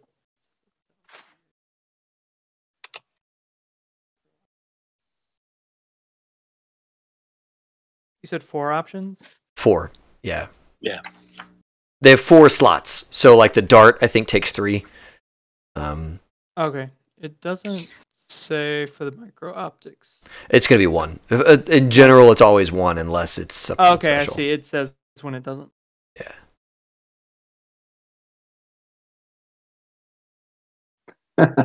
Rick is telling me that I need gloves. Tell David you need special driving gloves. No. Fingerless gloves. No. Rich is a bad human being. He's sending you out down a dark path, my friend.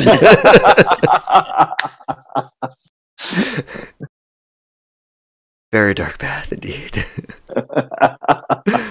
Oh man. How much to buy? It's like overwhelming. Yeah, that's Oh, here it is. It's the end of Smart Gun Link, Dax. oh my god. The Okay. cost of adapting a normal gun to a smart gun configuration is twice the cost of the gun. I know, right? You're like, I know it's in there. I know it's in here, and It's I'm already the book. that's one of the things that just kills me about older games is there's this thing that you have to know, and you could just put it in a couple of places at the same time. That would be okay. Okay, so my goggles have teleoptics, micro optics, image enhancement, and infrared. Beautiful. So you have Infrared predator is- vision. Yeah.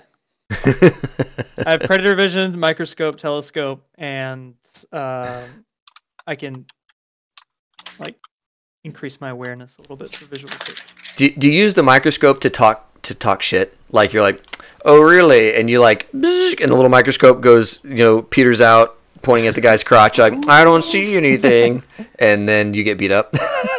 Nice. Okay, so I would like my smart goggles to be more like fashion sunglasses that are going to have abilities. Oh, like the Yeah. maybe it's like a reflective, almost a reflective Like visor. Oakleys, the really ugly ass Oakleys that are like this big or whatever. Mhm. So they're super stylish. I'm going to pay extra for that. I'm going to pay cost and a half for that. So they're not goggles. They're actually something I wear on my head and look cool. Sweet, love it. But I'm not going to have anything like zoom inable. It's just going to be image enhancement and like low light. Okay. And maybe one other thing. I don't know. Okay. Maybe digital camera. Yeah, digital camera kind of makes sense. Yeah, because it's like, and I don't like the limitation they put on digital cameras. Where is it? Shoots up to 20 images. Yeah, we have better technology than that now. Yeah. And even if I say they're like, even if I say they're 3D GIFs, like 2-second GIFs, no. Let's just times 10 that number. So it's 200. Okay. And I'm going to use low light instead of ultraviolet just because low light makes more sense that glasses would do, but you know what I mean? It's slightly less technology. Yeah, I'm down with that. I like it. So it's cool, but not like uber cool.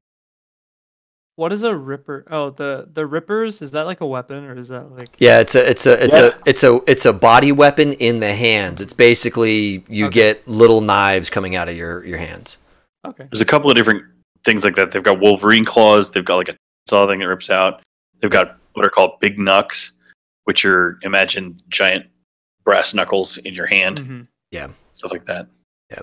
Do I So is there any sort of things I could put in like if I got cyber arms, any sort of equipment I could put in that would be specifically suited to like the Ripper Doc kind of sure stuff or no?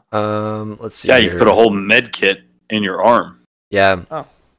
Oh. Where is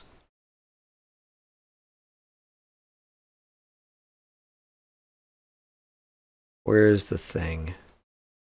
In one of the other Chromebooks, I don't remember which one, they have a bunch of like auto docks and like gear that you can put on that will like auto pump you full of stims and auto pump you full of stuff to keep you alive after you've been shot to shit.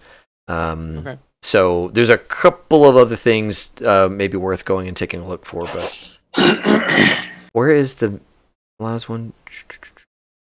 You looking for cyber weapons? Or are you looking for... I'm looking for the medkit situation.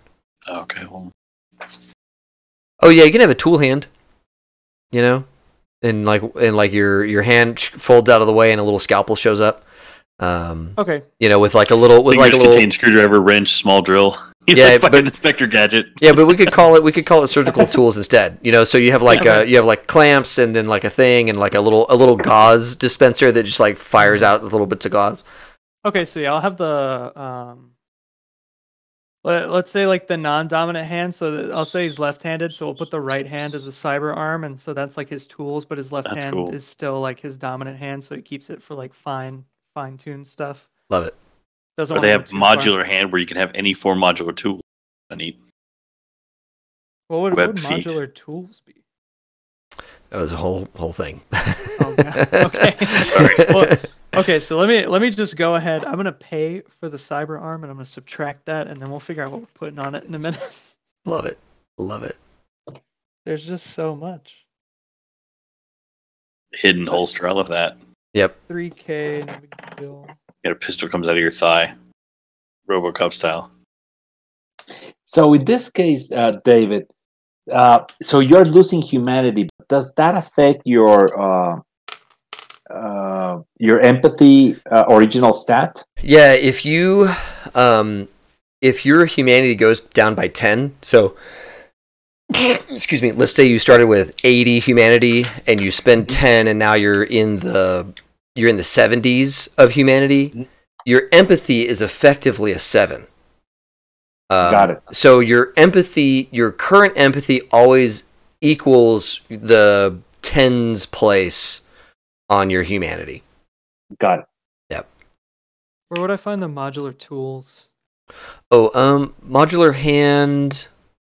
Choose any 4 modular tools. Look at page 90.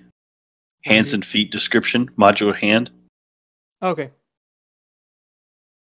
I want to see if maybe that would work better. It's a 2-inch by 2-inch palm storage space, a pick lock, a monomolecular blade.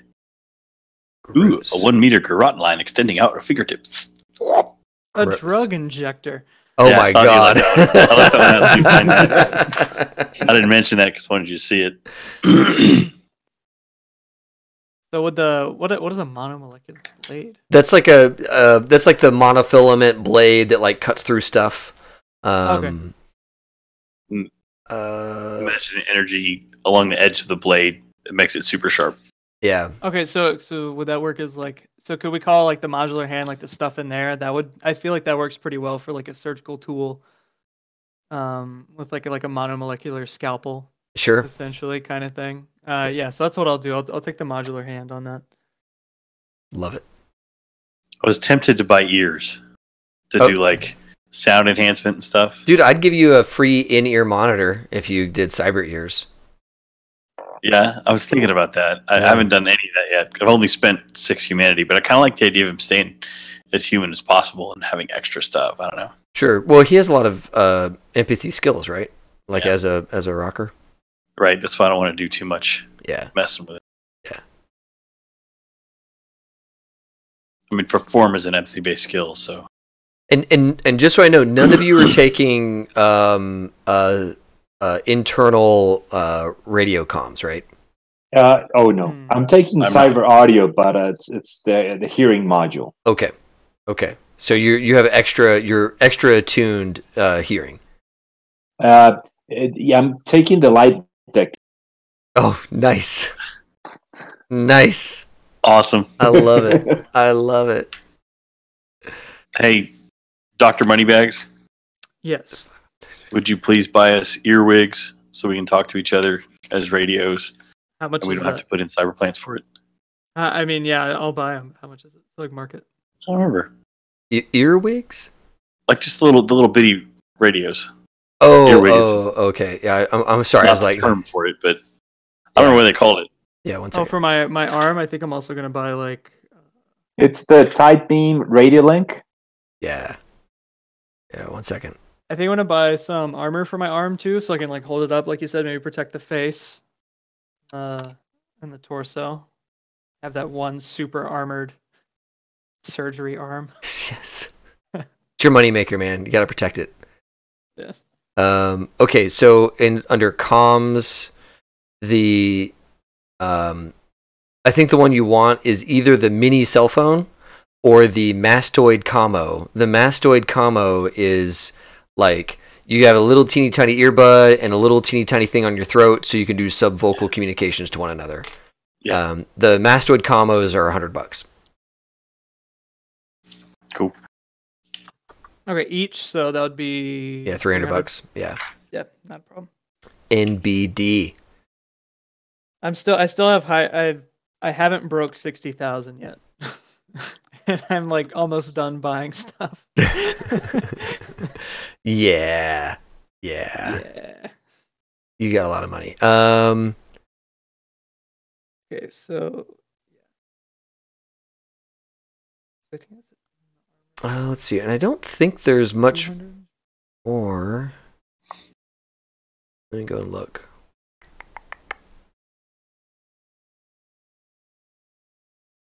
So my left arm, so for SP, since I got the skin weave, everything is at a 12. Correct. Head to toe is a 12. But then my arm, my one arm, like my right arm would be a 20 because I bought the armor for it. Right. Or would it be a 32? I'd have to go back and look and see if it layers or not because they're both cybernetics. Yeah, there's rules on layering, but I don't remember. Yeah. Let's see. The other thing you could look at would be the subdermal armor, which is SB 18. Yeah, because this is just armor on a cyber arm. I don't know how cyber the arm is. Like, if it would still have like the skin weave over it or not. Right. Let's go and look at armor.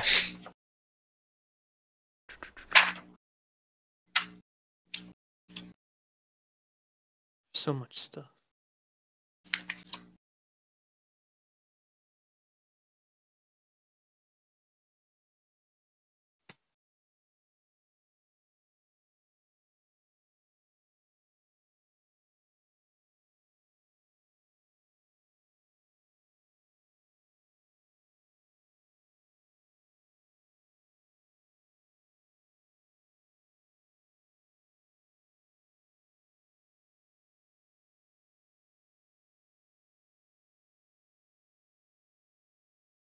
Therapy.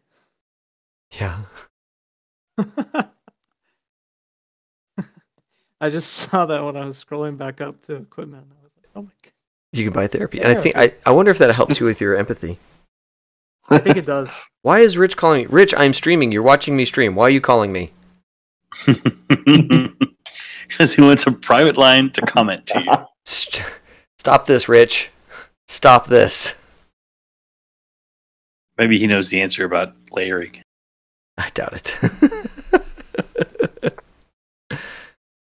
Yeah, you recovered 2 points of empathy for every week of therapy attended. Nice. I don't think I've ever realized that was a rule. But that's only if you like. You got to really commit to therapy, though. Well, it's like it's only if you like you get dragged to therapy as an option if your humanity goes like under 0. Yeah. If you end up with like negative humanity, they take you and you get 2 points of empathy back for every week. I think Rich is drunk. He just texted me, "Talk to me, Birch."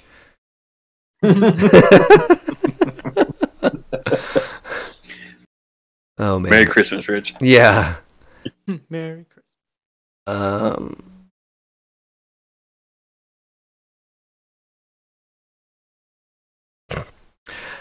Okay, let's see here.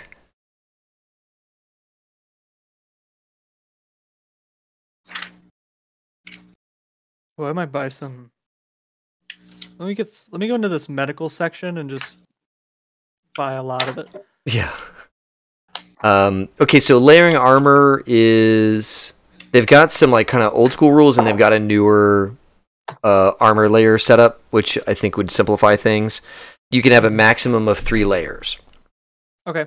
Okay, cool. My right arm is 32 armor. So the top layer is like hard armor, like if you had riot gear on or something like that, and then so that's the top layer, and that gets its full value. The second layer underneath is has a penalty of -1, and then the third layer underneath that is a penalty of -2, except subdermal armor, and body plating. Those 2 options don't have any penalty to the armor that they're providing. Okay, so with cyber armor, what would that go below the skin weave? Then, or would those things even be able to? Yeah, it doesn't talk about. Does it stack with skin weave? Armor piercing.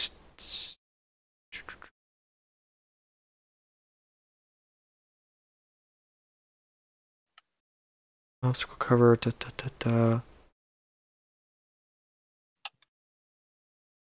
I'm gonna say that. I'm gonna say that the skin weave is on top. Let's say. Well, no, because I think Are you looking at 101? You know what it is? Yeah, I'm looking at 101. You know what? I think that you have the arm, and then you have the skin. And I think if you got cybernetically enhanced armor, that probably sits on top of the arm. So it's probably 20, and then the skin weave and the skin -1. Well, no, the subdermal armor and body plating don't suffer. Well, you got skin weave, not subdermal armor, right? Right. Okay, so the skin weave would be at a -1 from its normal value. Okay. Yeah. On the arm only. Everything else is still the same. Right arm SP is a 31, and then everything else is a 12. Yep. So skin weave is a layer, but it receives no penalty. The subdermal armor and the body plating, those 2 specifically don't get penalized by being underneath top layers. Yeah, and skin weave doesn't either. So it says subdermal armor and body plating cyberware options are considered to be armor layers. Skin weave is a layer but can receive no penalty. Thank you. Yeah, I did not finish my sentence. So yeah, good stuff. Yeah, so skin weave doesn't get a penalty. So basically you can do, like I've got, a Kevlar jacket, Kevlar t-shirt, and skin weave. Gotcha.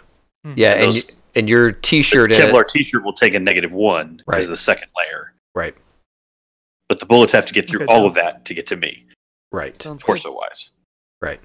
Yeah, and one other thing to kind of note is that if your armor fully stops the round, right? So let's say that top layer fully stops the round, then you're good.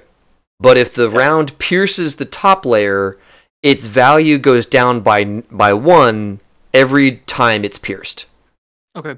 So even if lower layers still stop the round, that top layer is still shot to shit. Yeah. So if you have layers, make sure on your little armor readout there that you're noting which layer is on top, middle, and bottom. Okay, yeah. So I'll put the 32 as the big number, and then 20 and 12 next to it. There you go. Cool. And this really matters with like full auto. If somebody goes I was about to say that. full auto on you, they're probably going to get a few rounds through, and as they do, it's going to chunk down your armor. Doesn't matter how armored you are. If you take 5, 6, 7 full auto foot to your back, your torso, my jacket's gone. Right. My t-shirt's gone, and I'm relying on my skin weave to stay alive. Right. Yeah, so you never really want to say, I'm armored. It's okay, he's got a fully automatic weapon, because no, it's not. Right. And that works both ways. I say from experience. If you're ever looking at a Borg, let's say you're looking at a guy who's fully decked out in cyber stuff, and you're like, oh my god, this guy can murder us with like, by twitching his pinky, he can crush my head. A fully automatic rifle does the trick. Like, he can be chunked down. You need a Borg killing weapon to fight it, though. Right. Yeah. So it's one of those things that the full auto thing really has a huge impact on armor, and just kind of be aware of it whenever you start to use that, or you have bad guys that are going full auto against you. Know that your armor is only going to last so long. Okay. Cool. And after fights, you can go back and get it refreshed and all that good stuff. You know, go buy replacements or go get it mended or what have you. Mm-hmm. Okay, so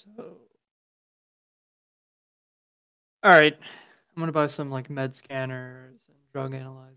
Yeah, just to make sure. Hey, why not? Some first aid kits, or probably some med kits and surgical kits instead of first aid kits. Yeah. So my torso is a 14, 10, 12. Everything else, my right arm and left arm are 14, 12, and everything else is a 12. Okay.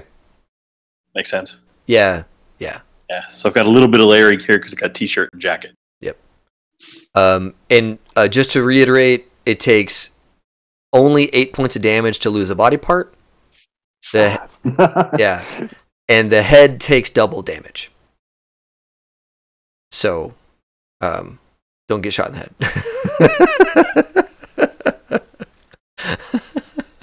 Oh yeah, and point blank weapons, point blank pistols and rifles, they do max damage. They don't even roll for damage. They just do whatever their max possible value is. That's how much damage they do. Point blank is a meter, right? Anything within a meter. Yeah. Like you can reach out and touch it with your hand. Yeah. So no point. Yeah, so point blank firefights are real bad.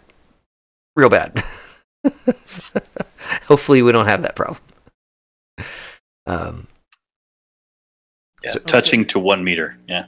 We blink. To hit numbers 10. So scanner. Everyone hits everyone at point blank range. Yeah, it's not good. Yeah. All the firefight stuff, the combat rules all start on page 96. I don't expect us to go through those today, but before our first session, you'll probably want to read through those just so you have a basic understanding of how to roll to hit, when what damage you're rolling, all that good stuff. It's the Friday night firefight system is really fun and really good. Okay, I think from a character perspective, I have a really good sense of who you guys are, your backgrounds, all that good stuff. I have a great sense of your gear. I know that you guys are still shopping, so I mean, obviously, I'm going to stick around for that, but I feel like we're really close to being good and ready, which is awesome. Mm-hmm. And I like that we have a couple ways for you guys to hook up. Like 2 of you play instruments, 2 of you manage the street smart / drug situation that we're suddenly finding ourselves into, which is great. And so all that's good for me. This is I'm glad that you guys have nice hooks into one another, and that's all good. That's all good stuff for me. Any other questions, or do you feel like maybe you skimmed over something and you want to kind of make sure that you're zipped up on that pretty well on some past item that maybe we glossed over too quickly? No, I think I'm okay. Okay. Yeah, I think I'm good too. All right. Yeah, I'm excited. I think it's a lot of fun. I'll send you a name for my aunt. Please do. Yeah. Yeah. And if any of you dip into the Chromebooks, by all means do so. Just let me know what you pick out of it, just so I have a sense of that. Okay. But as far as all the stuff goes, I think I'm good. I don't think he's going to want any decorations. And as far as weapons go, I think he wants to be real basic stuff. Yeah. So I don't think I want to do too much more. If I find little extra things, I'll just be hunting for them in game. Like, I think I'd like to have one of these, or whatever. Because I don't think he should be that established yet with feeling secure enough to buy stuff. If that makes sense. Yeah. Yeah. No, I think you guys are basically done. And maybe a handful of little things here and there you pick up, but that's all good. Is there a place to purchase chips? Yeah, there's. Or do you just kind of find them? Oh wait, no, here we go. I found it. Yeah, there's like a whole chart. And it's got all the. Yeah, I am blind. and of course there's different shops and all that kind of stuff, and there might be some plot items in there where it's like, oh, you got to have this special chip in order to access the doobly-doo mainframe and all that good stuff. So we may run into some of that kind of stuff. Chips and prices, page 83. For different skills. Yeah. Yeah. And you can't chip with any natural skill. With any skill that you have already.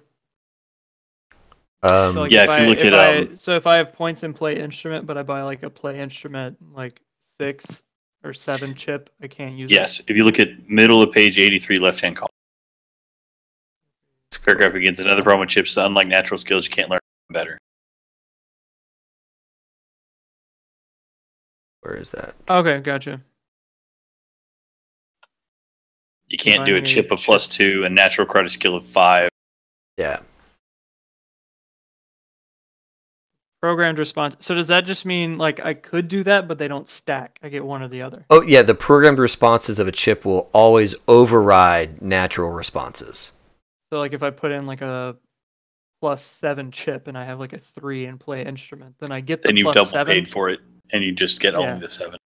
And I have the natural skill of 3, but then I bought the 7 chip, so I get the 7 skill. I just it's not using my natural skills. Yeah, and know that statement is true the other way as well. So if you want to make somebody useless at a thing, you chip them. You chip them, and you make it so that from an 8 to a 2, right, on a handgun or whatever. Yeah, and if you were to chip me, and you make it so that they can't take it out, or if they do, there's some sort of like thing that goes diabolical. off. I like that. Just saying. I do not have one of those available in my brain for you to mess removing with. My chipware socket. Don't need it. Oh man. Don't need that. Don't want to lose your stuff, huh? All right. I shouldn't have said nothing. I have very few things I'm good at. I would like to remain good. Also, chipping in takes 2 full days of practice for every level of the chip. Yeah. Oh, interesting. So it's not instant unless you've used it. Yeah. Once you become experienced with a chip, you can chip again, I think. Yeah. The memory chips, I think you don't have that problem, right? I could be wrong. Right. Memory chip. Yeah, the reflex chips okay. require you to chip out in days to get used to it. Yeah, I think I actually don't need the chipware socket, because now that I look at it, it's not really. It's cool, but it's not what I was intending to use it for anyway. Yeah, like if you were gonna use it as a way to like add skills that you didn't get to buy, sure. But if it's just to try and make existing skills even better, I mean, it'd be handy to maybe add in like rifle or something, if I needed that. But Yeah. I don't think I'm really as a character. I don't think I'm really going to do any of that anyway. Well, the memory Not chips. really his thing. Hold on, the memory chips might be what you're looking for. Use storage raw data on a specific subject. Yeah, they're just like the skill. They're information +1, only. Yeah, they're information only, and they give bonuses Okay, of +1, +2, +3, but it's less, right? So instead of getting a 7 skill flat in something, you get a +1 to your whatever through the memory chip. Okay. All right, I might leave it. And they have no chipping in time. That's kind of cool. Yeah, because it's just data, right? It's just knowledge for you to draw on. It's not including like muscle movements. It's not controlling you. Take a look before you decide on all your characters' weapons. Also, take a look at the unusual range weapons. There's like paintball guns that shoot drugs. There's the tasers. There's the dart and needle guns. The power squirt gun's kind of cool. Yeah. Especially power if squirt guns can be loaded with drugs or acids. Yeah. Each squirt equal to 2 pellets. Oh, that's true. I need to go buy some drugs. I got to look down in the the drug section. Let me go find the Chrome. We'll go find the Chrome book on drugs. Microwavers are cool. I think I was down there earlier looking at the medtech skill, but I forgot to look at the list of drugs. So I need to find the one, or several if there's not just the one. Medtech. Microwaver side effects. Total neural breakdown. Character reduced to twitching epileptic fit for 1d6 divided by 3 turns. If it's pointed at a mechanical thing, right? Yeah. Yeah. Nope, not number 3. Chromebook 2? Chapter 9. Drugs. All the Chromebooks have women on them. Let's see. Cyberware. Full body replacement. Oh, you can do a full body replacement. You want that?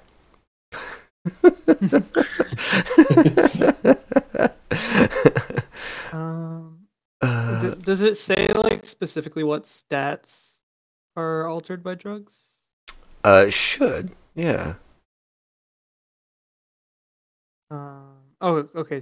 Type int booster. Yeah. Building your own. There you go. Nice. There you go. I might have to do that.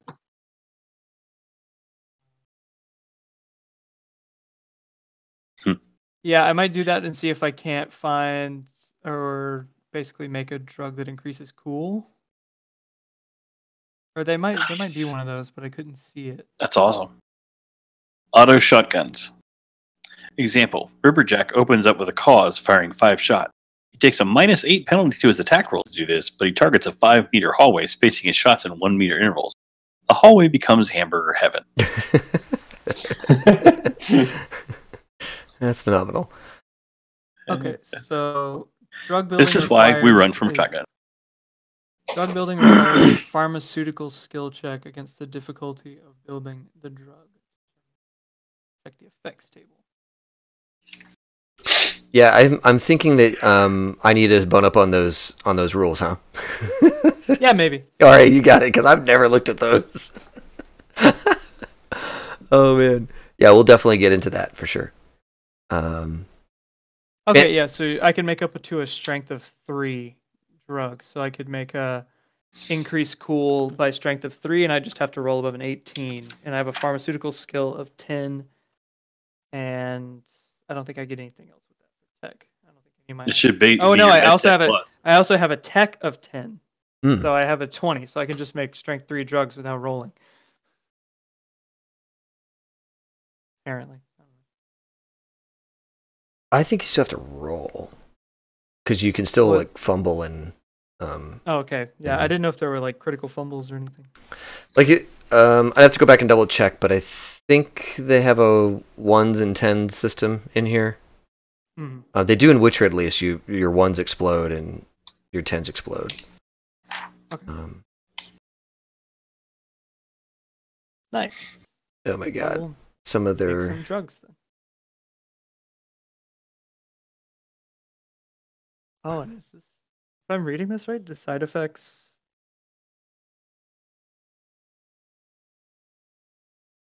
You get side effects if you choose to purchase Here the it drug goes, for 17. cheaper. Yeah. Oh yeah. And you can, but you can never. Oh, you buy down the difficulty when you're making the drugs. Yeah. So you subtract from the difficulty with every side effect. Side effect death.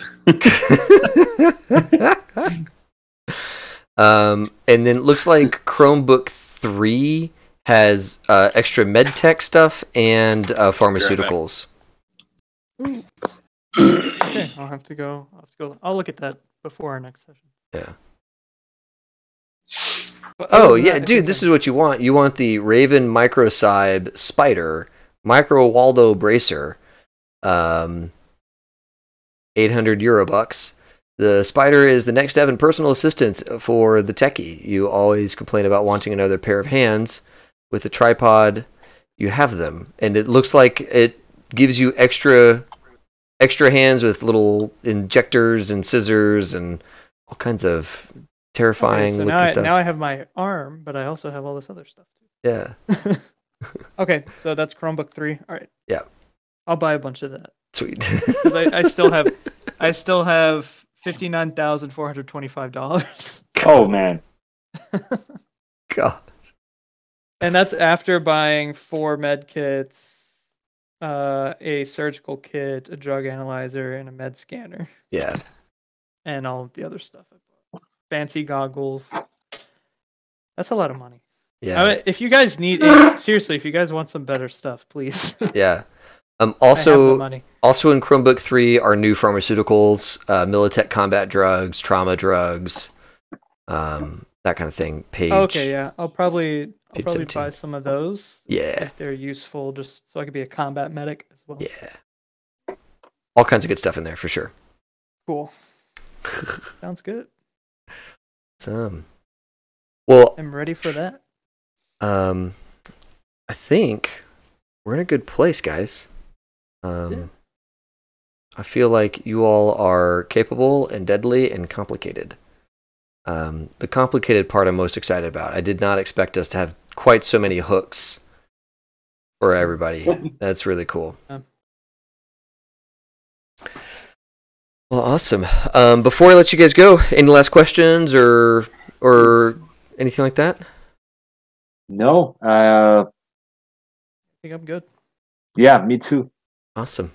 Well, so we're gonna take this coming Friday off. I will be probably drugged up after my surgery on Monday, and so we were gonna play this again, not this coming Friday, but the following Friday for like several weeks in a row, and see what kind of trouble we can get these guys into, which is gonna be lots of fun. Okay. Lots great. of trouble. Yes. And we have a chat, just a lot of us, so just between us, we'll chat about the game there, and then obviously play it out here two Fridays from now. Okay, got it. Sounds good. Awesome. Thank you, guys. And thanks to everyone on the stream. We're going to go ahead and shut off the stream now, so everyone at home, have fun and play well.